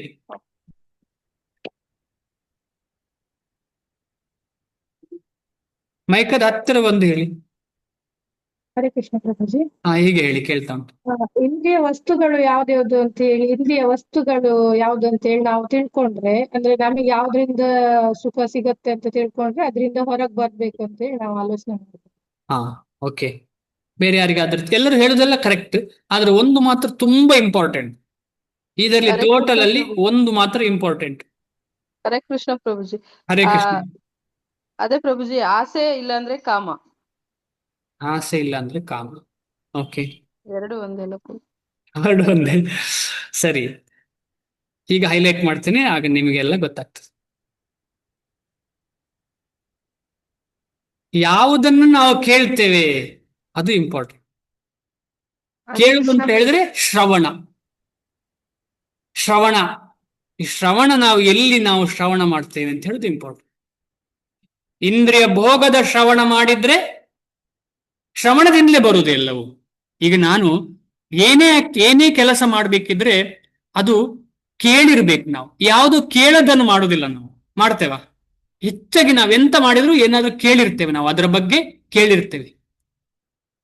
ಆದ ಕಾರಣ ಈ ಕೇಳುದು ಅಂತ ಹೇಳುದು ತುಂಬಾ ಇಂಪಾರ್ಟೆಂಟ್. ಈ ಕೇಳುವ ವಿಚಾರವನ್ನ ನಾವು ಪ್ಯೂರಿಫೈ ಮಾಡುದು ಅಂತ ಹೇಳಿದ್ರೆ ಎಷ್ಟಾಗ್ತದ ಅಷ್ಟು. ದಿನಕ್ಕೆ 2 ಲೆಕ್ಚರ್ ಆದ್ರೂ ಕೇಳ್ಬೇಕು. ದಿನಕ್ಕೆ 2 ಲೆಕ್ಚರ್ ಆದ್ರೂ ಕೇಳಬೇಕು. ಅಥವಾ ಹರೇ ಕೃಷ್ಣ ಮಹಾಮಂತ್ರ ಕೇಳಬೇಕು. ಪ್ರಭುಪಾದರ ಲೆಕ್ಚರ್ ಕೇಳಲೇಬೇಕು. ಮುಖ್ಯವಾಗಿ ಶ್ರೀಲ ಪ್ರಭುಪಾದ್. ನಿಮಗೆ ಇಂಗ್ಲಿಷ್ ಅರ್ಥ ಆಗುದಿಲ್ಲ, ಹಿಂದಿ ಅರ್ಥ ಆಗುದು, ಅದೆಲ್ಲ ಸೆಕೆಂಡ್ರಿ. ಶಬ್ದವನ್ನ ಕೇಳಬೇಕು ಶ್ರೀಲ ಪ್ರಭುಪಾದರದು. ಯಾಕಂತಂದ್ರೆ ಇಂಗ್ಲಿಷಲ್ಲಿ ಎಷ್ಟೋ ಸಂಸ್ಕೃತ ಹೇಳ್ತಾರೆ, ಅವರು ಶ್ಲೋಕ ಹೇಳ್ತಾರೆ, ಅದೆಲ್ಲ ಅರ್ಥ ಆಗ್ತದೆ. ಆಮೇಲೆ ಕೊನೆಗೆ ಇಂಗ್ಲಿಷೇ ಅರ್ಥ ಆಗ್ಲಿಕ್ಕೆ ಶುರು ಆಗ್ತದೆ. ಆದ ಕಾರಣ ಎಲ್ಲರೂ ಅಟ್ಲೀಸ್ಟ್ ಬೆಳಿಗ್ಗೆ ಅಥವಾ ಸಂಜೆ ಒಂದು ಅರ್ಧ ಗಂಟೆಯೋ 20 ನಿಮಿಷ ಮಾತಾಜಿಗಳಿಗೆ ಅಡಿಗೆ ಮಾಡ್ತಾ ಇರುವಾಗ ಆರಾಮದಲ್ಲಿ ಕೇಳಬಹುದು. ಏನು ಕಷ್ಟ, ಆರಾಮದಲ್ಲಿ ಕೇಳಬಹುದು ಅಡಿಗೆ ಮಾಡ್ತಾ ಇರುವಾಗ. ಶ್ರೀಲ ಪ್ರಭುಪಾದ ಇಲ್ಲ ಅದು ಬೇಡ ಅಂತ ಕೀರ್ತನೆ, ಶ್ರೀಲ ಪ್ರಭುಪಾದರು ಹಾಡಿದಂತ ಕೀರ್ತನೆ, ಇದು ಪ್ರಥಮ ಹೆಜ್ಜೆ, ಇಂಪಾರ್ಟೆಂಟ್. ಅದು ನಾವು ಸ್ಟಾರ್ಟ್ ಮಾಡಬೇಕು. ಕೇಳುದನ್ನ. ಆಗ ಏನಾಗ್ತದೆ, ನಾವು ಬೇರೆ ಕೇಳಿದ್ದನ್ನೆಲ್ಲ ಅದು ಕ್ಲೀನ್ ಮಾಡ್ತಾ ಹೋಗ್ತದೆ. ಬೇರೆ ಕೇಳಿದ್ದನ್ನಲ್ಲ. ಯಾಕಂದ್ರೆ ನಾವು ನೀವೆಲ್ಲ ಸುಮ್ಮನೆ ಮಾತಾಡುದು, ಆದ್ರೆ ಭಕ್ತರ ಹಾಗಲ್ಲ, ಶ್ರೀಲ ಪ್ರಭುಪಾದರು ಹಾಗೆಲ್ಲ, ಆಮೇಲೆ ಶುದ್ಧ ಭಕ್ತರ ಹಾಗೆಲ್ಲ. ಅವರದ್ದು ಸ್ವಲ್ಪ ಕೇಳಿದ್ರೆ ನಾವು ಶುದ್ಧರಾಗ್ತಾ ಹೋಗ್ತೇವೆ. ಸ್ವಲ್ಪ ಅಂದ್ರೆ ಆ ಸಾಧು ಸಂಘ ಅಂದ್ರೆ ಅಷ್ಟೇ. ಸಾಧು ಸಂಘ ಸ್ವಲ್ಪ ಮಾಡಿದ್ರು ಕೂಡ ಅಂತ ಸಾಧುಗಳ ಸಂಘ ಮಾಡಿದ್ರೆ ಸಂಪೂರ್ಣ ಬದಲಾವಣೆ ಆಗ್ತದೆ. ಆದುದರಿಂದ ಇಂದ್ರಿಯ ವಸ್ತುಗಳ ವಿಷಯವನ್ನು ಕೇಳೋದು, ಇಲ್ಲಿ ಇಂದ್ರಿಯ ವಸ್ತುಗಳ ವಿಷಯವನ್ನು ಕೇಳುವುದಲ್ಲ, ಭಗವಂತನ ಬಗ್ಗೆ ಕೇಳುವುದರಿಂದ ಏನಾಗ್ತದೆ, ಮನಸ್ಸು ಸಂಪೂರ್ಣವಾಗಿ ಭಗವಂತನ ಕಡೆ ಹೋಗ್ತದೆ. ಇಂದ್ರಿಯ ವಸ್ತುಗಳನ್ನ ಕೇಳಿದ್ರೆ ಏನಾಗ್ತದೆ, ಇಂದ್ರಿಯ ಭೋಗಗಳ ಆಸೆ ಹುಟ್ಟು ಹಾಕಿ ಅದು ಸಂಪೂರ್ಣವಾಗಿ ಇಂದ್ರಿಯ ಭೋಗಕ್ಕೆ ತೊಡಗಿ ಆಮೇಲೆ ಪುನಃ ಪುನಃ ಇಲ್ಲಿ ಕೃಷ್ಣನಿಂದ ವಿಮುಖರಾಗಿ ಇಲ್ಲಿ ಬರ್ತೇವೆ. ನಾವೇ ಹೇಗೆ ಇಲ್ಲಿದ್ದೇವೆ ಹಾಗೆ ಪುನಃ ಪುನಃ ಬರಬೇಕಾಗಿ ಬರ್ತದೆ, ಪುನಃ ಅದೇ ಕಷ್ಟ ಬರಬೇಕಾಗ್ತದೆ. ಇದರ ಪರಿಣಾಮವಾಗಿ ಮನಸ್ಸು ಇಂದ್ರಿಯಗಳು ಕಾಮದ ಭಂಡಾರಗಳಾಗುತ್ತದೆ. ಯಾವುದರಿಂದ? ಕಾಮದ ಬಗ್ಗೆ ಕೇಳುವುದರಿಂದ. ಓ, ಅಲ್ಲಿ ಚೆನ್ನಾಗಿದೆ ಆಹಾರ, ಅಲ್ಲಿ ಚೆನ್ನಾಗಿ ಮೂವಿ ಇದೆ, ಈ ರೀತಿ ಕೇಳುವುದರಿಂದ ಏನಾಗ್ತದೆ, ಅಲ್ಲಿ ಹೋಗ್ತೇನೆ, ಅದನ್ನು ಮಾಡ್ತೇನೆ. ಈ ಕೇಳುವುದರಿಂದಲೇ ಶುರುವಾಗ್ತದೆ. ಅದ ಕಾರಣ ನಾವು ಯಾರನ್ನ ಕೇಳ್ತೇವೆ ಅಂತ ಹೇಳೋದು ತುಂಬಾ ತುಂಬಾ ಇಂಪಾರ್ಟೆಂಟ್. ಎಲ್ಲಿ ಕೇಳ್ತೇವೆ, ಯಾರನ್ನ ಕೇಳ್ತೇವೆ. ಇದಕ್ಕೆ ಶ್ರೀಲ ಪ್ರಭುಪಾದರು ಒಂದು ಉದಾಹರಣೆ ಕೊಡ್ತಾರೆ, ಕಪ್ಪೆಯದ್ದು. ಯಾರಿಗಾದ್ರೂ ಗೊತ್ತಾ ಕಪ್ಪೆಯ ಉದಾಹರಣೆ? ಹೇಳಿ, ಕಪ್ಪೆ ಉದಾಹರಣೆ ಗೊತ್ತಿದ್ದವರು ಮುಜುಗರ ಇಲ್ಲದೆ ಹೇಳಿ. ಯಾಕೆ ಮುಜುಗರ? ಎಲ್ರಿಗೂ ಗೊತ್ತಿದೆ. ಶ್ರೀಲ ಪ್ರಭುಪಾದರ ಲೆಕ್ಚರ್ ಕೇಳಿದವರು ಎಲ್ಲರಿಗೂ ಗೊತ್ತಿದೆ. ಸಿಂಪಲ್. ಅನುಸೂಯ ಮಾತಾಜಿ ಬೇಗನೆ ಹೇಳಿ. ಕಪ್ಪೆ ಅದು ಒಟ ಒಟ ಅಂದು ನಾನು ಎಲ್ಲಿ ಇದ್ದೀನಿ ಅನ್ನೋದು ಎಲ್ಲಾರ್ಗೂ ಹೇಳುತ್ತೆ ಪ್ರಭು. ಎಲ್ಲರಿಗೆ ಹೇಳುತ್ತಾ? ಯಾರಿಗೆ ಹೇಳುತ್ತೆ? ಅಂದ್ರೆ ಯಾರು ಬರ್ತಾರೆ ಅವರನ್ನು ಹಿಡಿಲಿಕ್ಕೆ? ವಟ ವಟ ಅಂದಾಗ ಹಾವು ಬರುತ್ತೆ ಪ್ರಭು. ಹಾವಿಗೆ ಗೊತ್ತಾಗಿ ಹಾವು ಹಿಡಿತದೆ ಅಂತ. ಹಾವಿಗೆ ಗೊತ್ತಾಗಿ ಅದೇ ರೀತಿಯಲ್ಲಿ ನಾವು ಮಾಡುವ ಶಬ್ದ, ನಮ್ಮ ಸಾವನ್ನ ನಾವು ಹತ್ತಿರ ಕರ್ಕೊಂಡು ಬರ್ತಿದ್ದೇವೆ. ಆ ಸಾವಿಂದ ಏನಾಗ್ತದೆ, ನಮಗೆ ಪುನಃ ಪುನಃ ನಮಗೆ ಹಿಂದೆ ಇದ್ದ ಪ್ರಜ್ಞೆಯಿಂದಾಗಿ ಪುನಃ ಪುನಃ ಜೀವನ ಸಿಗ್ತದೆ, ಈ ಭೌತಿಕ ಜೀವನ ಸಿಗ್ತದೆ. ಅದೇ ಕೇಳುವುದನ್ನ, ಅದೇ ಮಾತನಾಡುವುದನ್ನ ನಾವು ಏನ್ ಚೇಂಜ್ ಮಾಡಬೇಕು? ಭಗವಂತನ ಭಕ್ತಿಯಾಗಿ ಬದಲಾವಣೆ ಮಾಡ್ಬೇಕು. ಅಷ್ಟೇ ಸಿಂಪಲ್ ವಿಷಯ ಸಿಂಪಲ್. ಆದ್ರೆ ನಾವು ಎಷ್ಟೋ ಜನ್ಮಗಳಿಂದ ಮಾಡಿದ್ದೇ ವಟವಟವೇ. ಎಷ್ಟೋ ಜನ್ಮದಿಂದ ವಟ ಮಾಡಿದ್ದು ಸಡನ್ ನಿಲ್ಲಿಸ್ಲಿಕ್ಕೆ ಆಗ್ತದ? ಇಲ್ಲ. ಆದ್ರೆ ಇಂಚು ಕೊಡ್ಬೇಕು, ಅದಕ್ಕೆ ಕಟ್ ಮಾಡಿ ಬಿಸಾಕ್ಬೇಕು. ಅದಕ್ಕೋಸ್ಕರ ಕಳೆದ ಕ್ಲಾಸಲ್ಲಿ ಹೇಳಿದ್ದೇವೆ, ಹಿಡಿಸುಡಿಯಿಂದ ಚಪ್ಪಲಿಯಿಂದ ಹೊಡೆಯೋದು, ಅಥವಾ ಅದಕ್ಕೆ ಈ 4 ಯುದ್ಧ ನೀತಿಗಳಲ್ಲಿ ಸಾಮ, ದಾನ, ಆಮೇಲೆ ಭೇದ, ದಂಡ ಅಂತ ಇದೆಯಲ್ಲ, ಇದಕ್ಕೆ ದಂಡ ಮಾತ್ರ, ಕಾಮಕ್ಕೆ ದಂಡ ಮಾತ್ರ. ಸಾಮ ಭೇದ ಯಾವುದು ವರ್ಕ್ ಆಗುದಿಲ್ಲ. ನಾನು ಒಂದು ಸಿಗರೇಟ್ ಅಭ್ಯಾಸ ಇದೆ, ದಿನಕ್ಕೆ 10 ಸಿಗರೇಟ್ ಎಳಿತಾ ಇದ್ದೆ, ಇನ್ನು ಒಂದೇ ಮಾಡ್ತೇನೆ ಸಾಕು. ಇಲ್ಲ, ಒಂದು ಕೂಡ ಪ್ರಾಬ್ಲಮ್ ಇಲ್ಲ, 1-2 ಆಗ್ತದೆ, ಮತ್ತೆ ಸ್ವಲ್ಪ ದಿನ ಆಗುವಾಗ ಸಂಪೂರ್ಣ ನಿಲ್ಲಿಸ್ಬೇಕು. ಆದ್ರೂ ತಪ್ಪಾಗುವ ಸಾಧ್ಯತೆ ಇರ್ತದೆ, ಯಾರ ಹತ್ರ ಹೋಗುವಾಗ ಅಟ್ರಾಕ್ಷನ್ ಆಗಿ ಪುನಃ ಎಳೆಯುವ ಸಾಧ್ಯತೆ ಇರ್ತದೆ. ಆದ್ರೂ ಕೂಡ ಸಂಪೂರ್ಣ ನಿಲ್ಲಿಸ್ಲಿಕ್ಕೆ ಪ್ರಯತ್ನ ಪಡಬೇಕು. ಈ ಕಾಮಗಳನ್ನು ಸಂಪೂರ್ಣ ಪ್ರಯತ್ನ ನಾವು ಪಡಬೇಕು. ಆಗ್ತದ ಇಲ್ವೋ ನಮ್ಮ ಕೆಲಸ ಅಲ್ಲ. ಪ್ರಯತ್ನ ಪಟ್ರೆ ಆಗ್ತದೆ, ಅದು ಒಂದಲ್ಲ ಒಂದು ದಿನ ಆಗ್ತದೆ. ನಾವೆಲ್ಲ ಪ್ರಯತ್ನ ಪಟ್ರೆ ಪ್ರಯತ್ನವನ್ನೇ ಭಗವಂತ ನೋಡುದು. ಅದಕ್ಕೋಸ್ಕರ ಅವನನ್ನ ಏನ್ ಹೇಳ್ತಾರೆ? ಭಾವಗ್ರಾಹಿ ಜನಾರ್ದನ. ನಮ್ಮ ಭಾವನೆಯಲ್ಲಿ ನಾನು ಅದಿದೆ, ಕೃಷ್ಣನ ಸೇವೆ ಮಾಡಬೇಕು, ಆದ ಕಾರಣ ಕೃಷ್ಣನ ಸೇವೆಗೆ ಇದು ಯೋಗ್ಯ ಅಲ್ಲ, ಈ ರೀತಿಯ ನನ್ನ ಬಿಹೇವಿಯರ್, ಆದ ಕಾರಣ ಅದನ್ನು ನಿಲ್ಲಿಸ್ತೇನೆ ಅಂತ ಹೇಳುವ ಒಂದು ಭಾವನೆ ನಾನು ಡೆವಲಪ್ ಮಾಡಿದರೆ ಕೃಷ್ಣ ಖಂಡಿತವಾಗಿ ಸಹಾಯ ಮಾಡ್ತಾನೆ. ಅನಂತರ ಬುದ್ಧಿ ಭಂಡಾರವಾಗುತ್ತದೆ. ಅನಂತರ ಬುದ್ಧಿಯ ವಿಭಾಗವು ಇಂತಹ ಕಾಮ ಪ್ರವೃತ್ತಿಗಳ ರಾಜಧಾನಿ ಆಗುತ್ತದೆ. ಯಾಕಂದ್ರೆ ಮನಸ್ಸನ್ನ ಕಂಟ್ರೋಲ್ ಮಾಡೋದು ಬುದ್ಧಿ. ಆದ್ರೆ ಮನಸ್ಸೇ ಬುದ್ಧಿಯನ್ನ ಕಂಟ್ರೋಲ್ ಮಾಡ್ತದೆ. ಯಾಕಂದ್ರೆ ಬುದ್ಧಿ ಕೂಡ ಅದರ ದಾಸ ಆಗಿದ್ದಾನೆ, ಕಾಮದಾಸ ಆಗಿದ್ದಾನೆ. ಬುದ್ಧಿ ಕೂಡ ಕಾಮದಾಸ, ಆದ ಕಾರಣ ಮನಸ್ಸಿಂದೇ ರಾಜ್ಯ ಆಡಳಿತ. ಆತ್ಮವು ಅಹಂಕಾರವನ್ನು ಪಡೆಯುವಂತೆ ಮತ್ತು ಜಡವಸ್ತುವಿನೊಂದಿಗೆ ಆ ಮೂಲಕ ಮನಸ್ಸು ಮತ್ತು ಇಂದ್ರಿಯಗಳೊಂದಿಗೆ ತನ್ನನ್ನು ಗುರುತಿಸಿಕೊಳ್ಳುವಂತೆ ಪ್ರಭಾವ ಬೀರುತ್ತದೆ. ಈ ಕಾಮದಿಂದಾಗಿ ಏನಾಗ್ತದೆ ಈ ಆತ್ಮಕ್ಕೆ ಅಂತ ಹೇಳಿದ್ರೆ, ಈ ಅಹಂಕಾರ ಬರ್ತದೆ. ಈ ಅಹಂಕಾರವನ್ನು ಏನು ಅಂತ ಹೇಳ್ತಾರೆ? ಮಿಥ್ಯಾ ಅಹಂಕಾರ. ಅಂದ್ರೆ ಈ ದೇಹವೇ ನಾನು ಅಂತ ಹೇಳುವಂತಹ ಅಹಂಕಾರ. ಈ ಅಹಂಕಾರದಲ್ಲಿ ಕಾಮ ಇರುವುದಿಲ್ಲ. ಈ ಅಹಂಕಾರ ಈಸ್ ಗೆಟ್ಟಿಂಗ್ ಎಫೆಕ್ಟೆಡ್ ಬೈ ಬುದ್ಧಿ ವಿಚ್ ಈಸ್ ಹ್ಯಾವಿಂಗ್ ಕಾಮ. ಈ ಅಹಂಕಾರಕ್ಕೆ ಬುದ್ಧಿಯ ಎಫೆಕ್ಟ್ ಆದ ಕಾರಣ ಅಹಂಕಾರವನ್ನು ಹಾಕ್ಲಿಲ್ಲ ಅಲ್ಲಿ. ಅಹಂಕಾರ ಅಂದ್ರೆ ಅಹಂಕಾರ ಇಲ್ಲದೆ ಜೀವ ಇಲ್ಲ. ಅದು ಒಂದೋ ಮಿಥ್ಯ ಇರಬೇಕು, ಇಲ್ಲ ಅಂತ ಹೇಳಿದ್ರೆ ನಿಜವಾದ ಅಹಂಕಾರ. ನಿಜವಾದ ಅಹಂಕಾರ ಏನು, ಮಿಥ್ಯ ಅಹಂಕಾರ ಏನು, ಯಾರಾದ್ರೂ ಹೇಳ್ತೀರಾ? ನಿಜವಾದ ಅಹಂಕಾರ, ಅಹಂಕಾರ ಇಲ್ಲದೆ ಜೀವ ಇಲ್ಲ, ಅದೇ ಇಂಡಿವಿಜುವಾಲಿಟಿ. ಈಗ ಭಗವಂತ ಇಂಡಿವಿಜುವಾಲಿಟಿ ಆತ್ಮಕ್ಕೆ ಕೊಟ್ಟಿದ್ದಾನೆ ಅಂತ ಹೇಳಿದ್ರೆ ಆ ಅಹಂಕಾರ ಇರ್ತದೆ. ಅದೇನು ಅಹಂಕಾರ, ಯಾರಿಗಾದ್ರೂ ಗೊತ್ತಾ? ನಿಜವಾದ ಅಹಂಕಾರ ಏನು? ಆತ್ಮದ ನಿಜವಾದ ಅಹಂಕಾರ ಏನು? ನಾನು ಆತ್ಮ, ನಾನು ಭಗವಂತನ ಅಂಗ, ನಾನು ಭಗವಂತನ ದಾಸ ಅಂತ ಹೇಳೋ ಒಂದು ಕಾನ್ಶಿಯಸ್ನೆಸ್ ಉಂಟಲ್ಲ, ಅದಕ್ಕೆ ನಿಜವಾದ ಅಹಂಕಾರ ಅಂತ ಹೇಳೋದು. ಅದು ಬೇಕೇ ಬೇಕು, ಅದು ಇಲ್ಲದೆ ಇರ್ಲಿಕ್ಕೆ ಸಾಧ್ಯ ಇಲ್ಲ ಆತ್ಮ. ಆದ್ರೆ ಈ ಒಂದು ಕಾಮಪೂರಿತ ಇಂದ್ರಿಯ ಬುದ್ಧಿ ಮನಸ್ಸಿಂದ ಏನಾಗ್ತದೆ, ಆ ಅಹಂಕಾರವೇ ಬದಲಾವಣೆ ಆಗೋದು. ಏನಾಗ್ತದೆ, ಆ ಅಹಂಕಾರ ತನ್ನನ್ನು ತನ್ನ ದೇಹದೊಟ್ಟಿಗೆ ಸಂಬಂಧ ಕೊಡ್ತದೆ. ಅಹಂಕಾರಕ್ಕೆ ಏನಾಗ್ತದೆ, ನಾನು ದೇಹ ಅಂತ ಹೇಳಿ ಮನಸ್ಸಿಗೆ, ಇದಕ್ಕೆ ಆತ್ಮಕ್ಕೆ ತೋರಿಸ್ತಾ ಉಂಟು. ಆದ ಕಾರಣ ಆತ್ಮಕ್ಕೆ ಏನಾಗ್ತದೆ, ಓ ನಾನು ಈ ದೇಹ, ನಾನು ಈ ದೇಹ, ಈ ದೇಹ ಅಂತ ಹೇಳಿ, ಅಥವಾ ನನ್ನ ದೇಹಕ್ಕೆ ಸಂಬಂಧಪಟ್ಟವರೆಲ್ಲ ನನ್ನವರು, ಈ ರೀತಿಯಲ್ಲಿ ಮನಸ್ಸು ಹೇಳ್ತದೆ, ಆತ್ಮ ಹೇಳ್ತದೆ. ಆತ್ಮಕ್ಕೆ ಮನಸ್ಸು ಹೇಳ್ತದೆ. ಆ ಮೂಲಕ ಮನಸ್ಸು ಮತ್ತು ಇಂದ್ರಿಯಗಳೊಂದಿಗೆ ತನ್ನನ್ನು ಗುರುತಿಸಿಕೊಳ್ಳುವಂತೆ ಪ್ರಭಾವ ಬೀರುತ್ತದೆ. ಆತ್ಮವು ಹೀಗೆ ಐಹಿಕ ಇಂದ್ರಿಯಗಳ ಭೋಗದ ವ್ಯಸನಕ್ಕೆ ತುತ್ತಾಗುತ್ತದೆ. ನೋಡಿ, ಆತ್ಮವೇ ಇಂದ್ರಿಯ ಭೋಗದ ವ್ಯಸನಕ್ಕೆ ತುತ್ತಾಗ್ತದೆ. ಇಲ್ಲಿ ಯಾವ ಕಾರಣ, ಯಾವುದರಿಂದಾಗಿ? ಈ ಮೂರು ವಿಚಾರದಿಂದಾಗಿ. ಇದೇ ನಿಜವಾದ ಸುಖ ಎಂದು ಭ್ರಮಿಸುತ್ತದೆ. ಆತ್ಮವು ಹೀಗೆ ತಪ್ಪಾಗಿ ಗುರುತಿಸಿಕೊಳ್ಳುವುದನ್ನು ಶ್ರೀಮದ್ ಭಾಗವತದಲ್ಲಿ ಬಹು ಸೊಗಸಾಗಿ ವರ್ಣಿಸಿದೆ. 10ನೇ ಸ್ಕಂದ 84ನೇ ಅಧ್ಯಾಯ 13ನೇ ಶ್ಲೋಕ. ಯಸ್ಯಾತ್ಮ ಬುದ್ಧಿ ಕುಣಪೇತ್ರಿ ಧಾತುಕೆ, ಯಸ್ಯಾತ್ಮ ಬುದ್ಧಿ ಕುಣಪೇತ್ರಿ ಧಾತುಕೆ, ಸ್ವಧೀಕಲತ್ರಾದಿಷು ಭೌಮ ಯುಜ್ಯದೀಹಿ, ಸ್ವಧೀಕಲತ್ರಾದಿಷು ಭೌಮ ಯುಜ್ಯದೀಹಿ, ಯತ್ತೀರ್ಥ ಬುದ್ಧಿ ಸಲಿಲೇನ ಕರ್ಹಿಚೇತ್, ಯತ್ತೀರ್ಥ ಬುದ್ಧಿ ಸಲಿಲೇನ ಕರ್ಹಿಚೇತ್, ಜನೇಷು ಅಭಿಜ್ಞೇಷು ಸಯೇವ ಗೋಖರಃ, ಜನೇಷು ಅಭಿಜ್ಞೇಷು ಸಯೇವ ಗೋಖರಃ. ಯಾವ ಮನುಷ್ಯನು ತ್ರಿಧಾತುಗಳಿಂದ ಆದ ಈ ದೇಹವನ್ನು ತನ್ನ ಆತ್ಮದೊಂದಿಗೆ ಒಂದಾಗಿ ಗುರುತಿಸುವನೋ, ದೇಹದ ಉತ್ಪಾದನೆಗಳನ್ನು ತನ್ನ ಬಂಧುಗಳೆಂದು ಪರಿಗಣಿಸುವನೋ, ತಾನು ಹುಟ್ಟಿದ ಭೂಮಿಯು ಪೂಜಾರ್ಹವೆಂದು ಭಾವಿಸುವನೋ, ಮತ್ತು ಆಧ್ಯಾತ್ಮಿಕ ತಿಳುವಳಿಕೆ ಉಳ್ಳವರನ್ನು ಭೇಟಿ ಮಾಡುವುದಕ್ಕಿಂತ ಹೆಚ್ಚಾಗಿ ಸ್ನಾನ ಮಾಡುವುದಕ್ಕಾಗಿ ಯಾತ್ರಾ ಸ್ಥಳಕ್ಕೆ ಹೋಗುವನೋ, ಅವನನ್ನು ಒಂದು ಕತ್ತೆಯಂತೆ ಅಥವಾ ಹಸುವಿನಂತೆ ಪರಿಗಣಿಸಬೇಕು. ಗೋಖರಃ. ಇದು ಸ್ವಲ್ಪ ಅರ್ಥ ಮಾಡಿಕೊಂಡು ಮುಂದೆ ಹೋಗೋಣ ನಾಳೆ.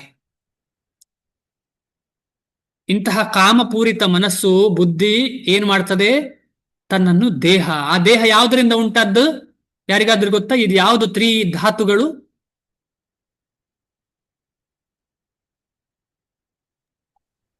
ಈ ಮೂರು ಧಾತು. ಮನಸ್ಸು ಬುದ್ಧಿ ಅಲ್ಲ, ದೇಹ ಅದ್ದು. ದೇಹ, ಭೌತಿಕ ದೇಹ ಯಾವುದರಿಂದ ಅದ್ದು? ಇದು ಮಲ ಮೂತ್ರ ರಜೋ, ಇದು ಸತ್ವ ರಜೋ, ಸತ್ವ ರಜಗುಣ ಅಲ್ಲ, ಸತ್ವಗುಣ ರಜಗುಣ ಅಲ್ಲ, ಮಲ ಮೂತ್ರ ಮಲಮೂತ್ರ ಅಲ್ಲ. ಹರೇ ಕೃಷ್ಣ ಪ್ರಭುಜಿ. ಪಂಚಭೂತಗಳಿಂದ ಪಂಚಭೂತ ಅಲ್ಲ, ತ್ರೀ ಅಂದ್ರೆ ಮೂರು. ಯಾವ್ದಿದು ಮೂರು ಧಾತುಗಳು? ನೀವೆಲ್ಲ ಹೇಳಿದ್ದೆಲ್ಲ ಕರೆಕ್ಟಿಯಾ? ಆದ್ರೆ ಇಲ್ಲಿ ತ್ರಿಧಾತುಗಳು ಅಂತ ಬರ್ದಿದ್ದಾರೆ, ಪಂಚಧಾತುಗಳು ಅಂತ ಬರಲಿಲ್ಲ, ಅಥವಾ ಸಪ್ತಧಾತುಗಳು ಅಂತ ಬರಲಿಲ್ಲ. ಈಗ ಅವರೊಬ್ರು ಹೇಳಿದ್ದಾರೆ ಮಲಮೂತ್ರ, ಅದು ಸಪ್ತಧಾತುಗಳಲ್ಲಿ ಬರುದು. ರಸ ರಕ್ತ ಮಾಂಸ ಮೇಧಸ್ ಮಜ್ಜ ಅಸ್ಥಿ ಅದೆಲ್ಲ, ಅದು ಮಲಮೂತ್ರ ಸಪ್ತಧಾತುಗಳಲ್ಲ, ವೇಸ್ಟ್ ಪ್ರಾಡಕ್ಟ್ ಅದು. ಪ್ರಭು, ಕಫ ಪಿತ್ತ ವಾತ. ಹಾ, ಕರೆಕ್ಟ್. ವಾತ ಪಿತ್ತ ಕಫ, ಇದರಿಂದ ಅಂದ್ರೆ ಈ ಮೂರು ವಿಚಾರದಿಂದ ನಮ್ಮ ದೇಹ ಆಗಿದೆ. ಇದಿಲ್ಲದೆ ನಮ್ಮ ದೇಹ ಆಗ್ಲಿಕ್ಕೆ ಸಾಧ್ಯ ಇಲ್ಲ. ಅದು ಕೊನೆಗೆ ಆದದ್ದು ಎಲ್ಲಿಂದ ಅಂತ ನಮಗೆಲ್ಲರಿಗೂ ಗೊತ್ತುಂಟು. ತ್ರಿಗುಣಗಳ ಪ್ರಭಾವ ಇದೆ, ಪಂಚಮಹಾಭೂತಗಳಿಂದಲೇ ಆದ್ದು. ಆದ್ರೆ ಇಲ್ಲಿ ಈ ಮೂರು ಧಾತುಗಳು ಯಾಕೆ ಕೊಟ್ಟಿದ್ದಾರೆ ಅಂತ ಹೇಳಿದ್ರೆ, ಪ್ರತಿಯೊಂದು ದೇಹವು ಈ ಧಾತುಗಳಿಂದಾಗಿ ಬೇರೆ ಬೇರೆಯಾಗಿ ಕಾಣ್ತಾ ಉಂಟು. ಕೆಲವರು ವಾತದವರು ನನ್ನ ಹಾಗೆ ಸಪೂರ ಇರ್ತಾರೆ, ಕೆಲವರು ಪಿತ್ತದವರು ಸರಿಯಾಗಿರ್ತಾರೆ, ಕೆಲವರು ಕಫದವರು ದಪ್ಪ ಆಗಿರ್ತಾರೆ. ಆದ್ರೆ ಆ ದಪ್ಪದವನು ತಿಳ್ಕೊಳ್ಳೋದು ಇದು ನನ್ನ ದೇಹ, ತೆಳ್ಳಗಿನವನು ತಿಳ್ಕೊಳ್ಳೋದು ಇದು ನನ್ನ ದೇಹ, ಸರಿಯಾಗಿದ್ದವನು ತಿಳ್ಕೊಳ್ಳೋದು ನನ್ನ ದೇಹ. ಅದಕ್ಕೋಸ್ಕರ ಇಲ್ಲಿ ತ್ರಿಧಾತುಗಳಿಂದ ಅಂತ ಹೇಳ್ತಾರೆ. ತ್ರಿ ಅಂತ ಹೇಳಿದ್ರೆ ವಾತ ಪಿತ್ತ ಕಫ, ತನ್ನ ದೇಹ ಅಂತೇಳಿ ಎಲ್ಲರೂ ತಕೊಳ್ತಾ ಇದ್ರು. ಈ ವಾತ ಪಿತ್ತ ಕಫ ಅಂತ ಹೇಳಿ ಎಲ್ಲದಕ್ಕೂ ಉಂಟು, ಮನುಷ್ಯನಿಗೂ ಉಂಟು, ಪ್ರಾಣಿಗೂ ಉಂಟು, ಸಸ್ಯಕ್ಕೂ ಉಂಟು. ಈ ರೀತಿಯಲ್ಲಿ ಈ ವಾತ ಪಿತ್ತ ಕಫದಿಂದ ಪ್ರತಿಯೊಬ್ಬನು ನನ್ನ ದೇಹ. ಈಗ ಡಾಕ್ಟರ್ಲಿ ಹೋದ್ರೆ ನೀನು ವಾತ ಶರೀರ ಅಂತ ಹೇಳ್ತಾರೆ, ನಿಂದು ವಾತ ಶರೀರ, ನಿಂದು ಪಿತ್ತ ಶರೀರ, ನಿಂದ ವಾತ ಪಿತ್ತ ಕಾಂಬಿನೇಷನ್ ಶರೀರ ಅಂತ ಹೇಳ್ತಾರೆ. ಈ ರೀತಿಯಲ್ಲಿ ತನ್ನನ್ನು ತಾನು ಗುರುತಿಸುತ್ತಾನೆ. ಆಮೇಲೆ ನನ್ನಿಂದಾಗಿ ನನ್ನದು ಮತ್ತು ಇನ್ನೊಬ್ಬರ ಸಂಬಂಧದಿಂದ ಆದಂತಹ ಉತ್ಪಾದನೆಗಳನ್ನ, ಮಕ್ಕಳಾಗ್ಲಿ ಮರಿಗಳಾಗ್ಲಿ ಎಲ್ಲವನ್ನೇನು ನನ್ನವರು, ನನ್ನ ಅಣ್ಣ, ನನ್ನ ತಮ್ಮ, ನನ್ನ ಪಿತ್ರ, ನನ್ನವರು ತಿಳ್ಕೊಳ್ಳಿಕ್ಕೆ ಶುರು ಮಾಡ್ತೇವೆ. ಆಮೇಲೆ ನಾನು ಹುಟ್ಟಿದ ಜಾಗೆಯನ್ನ ಭಯಂಕರ, ನಾನು ಹುಟ್ಟಿದ ಜಾಗೆ ಅಂತ ತಿಳ್ಕೊಳ್ಳಿಕ್ಕೆ ಶುರು ಮಾಡ್ತೇನೆ. ಇವತ್ತು ಇಲ್ಲಿ ಹುಟ್ಟಿದ್ದೇನೆ, ಕಳೆದ ಜನ್ಮದಲ್ಲಿ ಎಲ್ಲಿ ಹುಟ್ಟಿದ್ದೇನೆ ಯಾರಿಗೊತ್ತು? ಕಳೆದ ಜನ್ಮದಲ್ಲಿ ಎಷ್ಟೋ ಜನ್ಮಗಳು ಸಿಕ್ಕಿದೆ, ಎಲ್ಲೆಲ್ಲಿ ಹುಟ್ಟಿ ಬಂದಿದ್ದೇನೆ, ಏನಾಗಿದ್ದೇನೆ ಯಾರಿಗೊತ್ತು? ಆದ್ರೆ ಈಗ ಮಾತ್ರ ನನಗೆ ಈ ದೇಶ ನಂದು ಅಂತ ಹೇಳ್ಕೊಳ್ತೇವೆ. ಅದಕ್ಕೋಸ್ಕರ ಇದು ಭಕ್ತಿಯ ಭಾವ, ಇದು ವರ್ಣಾಶ್ರಮದ ಭಾವ ಅಲ್ಲ, ಇದು ಭಕ್ತಿಯ ಭಾವ. ಅಂದ್ರೆ ನಾವು ವರ್ಣಾಶ್ರಮದ ಭಾವ ಅಂತ ಹೇಳಿದ್ರೆ ನಾವು ಇರುವಂತಹ ಜಾಗೆಯನ್ನ ರೆಸ್ಪೆಕ್ಟ್ ಕೊಟ್ಟು ನಾವು ಚೆನ್ನಾಗಿ ಆಡಳಿತ ಮಾಡುದು. ಅದು ಇಲ್ಲ ಅಂತ ಹೇಳಿದ್ರೆ ಏನಾಗ್ತದೆ, ರಿಸ್ಕ್ ಉಂಟು, ಭಕ್ತಿ ಮಾಡ್ಲಿಕ್ಕೆ ಆಗದಂತಹ ರಿಸ್ಕ್. ಅದಕ್ಕೋಸ್ಕರ ಎರಡು ಕೂಡ ಇಂಪಾರ್ಟೆಂಟ್. ಇದು ಭಕ್ತಿಯ, ಇದು ಹೃದಯದಲ್ಲಿ ಬೆಳೆಸುವಂತ ಭಾವ, ಹೇಳುವಂತ ಭಾವ ಅಲ್ಲ. ಇದು 4 ಜನರಿಗೆ ಹೀಗೆ ಹೇಳಬಾರ್ದು, ಇದು ನಮ್ಮ ದೇಶ ಅಲ್ಲ, ಎಲ್ಲವೂ ಒಂದೇ ಅಂತ ಹೇಳಿದ್ರೆ ಅಷ್ಟೇ ತಪ್ಪದು. ನಾವು ಅದಕ್ಕೋಸ್ಕರ ಭಕ್ತಿ ಹೃದಯದಲ್ಲಿ ಲೋಕಕ್ಕೋಸ್ಕರ ಏನು ಬೇಕು ಅದನ್ನು ಮಾಡಬೇಕು. ಅದಕ್ಕೆ ಎಲ್ಲ ಆಚಾರ್ಯರುಗಳು ತೋರಿಸಿದ್ದಾರೆ. ಅದ ಕಾರಣ ಇಲ್ಲಿ ಈ ಒಂದು ಸ್ಪೆಸಿಫಿಕ್ ಅನ್ನು ನಾವು ಸುಮ್ಮನೆ ದೊಡ್ಡದು ಮಾಡಿ ಹೇಳುವುದಲ್ಲ, ಹೃದಯದಲ್ಲಿ ಚೆನ್ನಾಗಿ ಗೊತ್ತಿರ್ಬೇಕು ನಮಗೆ. ನಾನು ಇವತ್ತು ಇಲ್ಲಿ ಹುಟ್ಟಿದ್ದೇನೆ, ನಾಳೆ ಎಲ್ಲಿ ಹುಟ್ಟುತ್ತೇನೆ ಗೊತ್ತಿಲ್ಲ, ಮುಂಚೆ ಎಲ್ಲಿದ್ದೆ ಗೊತ್ತಿಲ್ಲ, ನಂದು ಅಂತ ಏನಿಲ್ಲ ಇಲ್ಲಿ, ನಾನು ಭಗವಂತನದ್ದು. ಆದ ಕಾರಣ ನಾನು ಸಂಪೂರ್ಣವಾಗಿ ಭಗವಂತನ ಚಿಂತನೆಯನ್ನು ಮಾಡಲಿಕ್ಕೆ ಪ್ರತಿಯೊಂದು ಕ್ಷಣವೂ ಪ್ರಯತ್ನ ಪಡ್ತೇನೆ ಅಂತ ಹೇಳುವಂಥದ್ದು ತುಂಬಾ ಇಂಪಾರ್ಟೆಂಟ್. ಅದನ್ನು ನಾವು ಹೃದಯದಲ್ಲಿ ಚೆನ್ನಾಗಿ ಸ್ಥಾಪಿಸಿದ್ರೆ ಏನಾಗ್ತದೆ ಅಂತ ಹೇಳಿದ್ರೆ ನಾವು ಎಲ್ಲಿ ಹೋದ್ರೂ ಕೃಷ್ಣನನ್ನೇ ನೋಡ್ಲಿಕ್ಕೆ ಪ್ರಯತ್ನ ಪಡ್ತೇವೆ. ಎಲ್ಲಿಯೂ ನಾವು ಭಾರತ, ಪಾಕಿಸ್ತಾನ, ಇಂಡಿಯಾ, ಗಂಡಿಯಾ ಅಂತ ಹೇಳಿ ಯಾವುದನ್ನು ನೋಡ್ಲಿಕ್ಕೆ ಹೋಗುದಿಲ್ಲ ನಾವು. ಆದ್ರೆ ಅದು ಹೃದಯದಲ್ಲಿ ಇರುವಂತ ವಿಷಯ, ಅದು ಬಾಯಿಯಿಂದ ಹೊರಗೆ ಬರುವಂತ ವಿಷಯ ಅಲ್ಲ. ಆಮೇಲೆ ತೀರ್ಥಯಾಟನೆಗೆ ಹೋಗ್ತಾರೆ, ಸ್ನಾನ ಮಾಡಿದರೆ ಶುದ್ಧರಾಗ್ತೇವೆ. ಗಂಗೆಯಲ್ಲಿ ಸ್ನಾನ, ಕಾವೇರಿ ಮಾತೆಯಲ್ಲಿ ಸ್ನಾನ, ಹೌದು ಶುದ್ಧರಾಗ್ತೇವೆ. ಆದ್ರೆ ಪುನಃ ಬಂದು ಮಾಡುವುದು ಅದೇಯ. ಆದರೆ ನಿಜವಾದ ಶುದ್ಧತೆ ಏನು ಅಂತ ಹೇಳಿದ್ರೆ ಅಲ್ಲಿ ವೈಷ್ಣವರ ಮುಖದಿಂದ ಚೆನ್ನಾಗಿ ಭಗವಂತನ ಬಗ್ಗೆ ಕೇಳಿ ಪ್ರಜ್ಞೆಯನ್ನ ಬದಲಾಯಿಸುವುದು. ಬರೀ ದೇಹದ ಕಲ್ಮಶವನ್ನ ಅಥವಾ ಪಾಪವನ್ನ ದೂರ ಮಾಡುವುದಲ್ಲ, ಪ್ರಜ್ಞೆಯನ್ನ ಬದಲಾಯಿಸುವುದು ಅಂತ ಹೇಳಿದ್ರೆ ಭಗವಂತನ ಭಕ್ತರಿಂದ ಕೇಳುವುದು ಭಗವಂತನ ಬಗ್ಗೆ. ಇದನ್ನು ಮಾಡದವನು ಏನು ಅಂತ ಹೇಳಿದ್ರೆ ಅವನು ಒಂದು ಕತ್ತೆ ಮತ್ತು ಹಸುವಿನ ಹಾಗೆ. ಕತ್ತೆ ಅಂತ ಹೇಳಿದ್ರೆ ಅವನು ಸಂಪೂರ್ಣವಾಗಿ ಪೆದ್ದ, ಹಸು ಜ್ಞಾನ ಇದ್ರೂ ಕೂಡ ಅವನು ಡಿಪೆಂಡೆಂಟ್. ಈ ಡಿಪೆಂಡೆನ್ಸಿಯನ್ನ ತೋರಿಸ್ತದೆ. ಇದು ಕಂಪ್ಲೀಟ್ ಆಗಿ ಯಾವುದರ ಮೇಲೆ ಡಿಪೆಂಡೆಂಟ್ ಆಗಿರ್ತಾನೆ ಅವನು? ಕಾಮದ ಮೇಲೆ, ಆಮೇಲೆ ಮಾಯೆಯ ಮೇಲೆ ಡಿಪೆಂಡ್ ಆಗಿರ್ತಾನೆ ಅಂತಹ ವ್ಯಕ್ತಿ. ಈ ಡಿಪೆಂಡೆನ್ಸಿ ಹೋಗಿ ನಮಗೆ ಸಂಪೂರ್ಣವಾಗಿ ಪೂರ್ಣ ಪ್ರಜ್ಞನಾದಂತಹ ಭಗವಂತನ ಮೇಲೆ ಡಿಪೆಂಡೆನ್ಸ್ ಆದ್ರೆ ಏನಾಗ್ತದೆ ಅಂತ ಹೇಳಿದ್ರೆ ನಮಗೆ ಪ್ರಜ್ಞೆ ಡೆವಲಪ್ ಆಗುದು ಗೊತ್ತಾಗ್ತದೆ. ನಮಗೆ ಇನ್ನೊಬ್ರು ಹೇಳಬೇಕು ಅಂತಿಲ್ಲ, ನನಗೆ ನನ್ನ ಕಾನ್ಶಿಯಸ್ನೆಸ್ ಇಂಪ್ರೂವ್ ಆಗ್ತಾ ಇದೆ ಅಂತ ಗೊತ್ತಾಗ್ತದೆ. ನನಗೆ ಮುಂಚೆ ಅದು ಮಾಡಿದ್ದೇನೆ, ಈಗ ನನಗೆ ಅದರಲ್ಲಿ ಆಸಕ್ತಿ ಇಲ್ಲ, ಟೇಸ್ಟ್ ಇಲ್ಲ, ಅದು ಮಾಡ್ಲಿಕ್ಕೆ ಪುನಃ ಹೋದ್ರೂ ನನಗೆ ಅದರಲ್ಲಿ ಖುಷಿ ಇಲ್ಲ, ಬೇಜಾರಾಗ್ತದೆ ಮತ್ತೆ ಅಂತ ಹೇಳಿದ್ರೆ ನಾನು ಇಂಪ್ರೂವ್ ಆಗ್ತಾ ಇದ್ದೇನೆ ಅಂತ. ಇಷ್ಟು ಹೇಳಿ ಇವತ್ತು ನಿಲ್ಸೋಣ. ಧನ್ಯವಾದಗಳು. ಹರೇ ಕೃಷ್ಣ.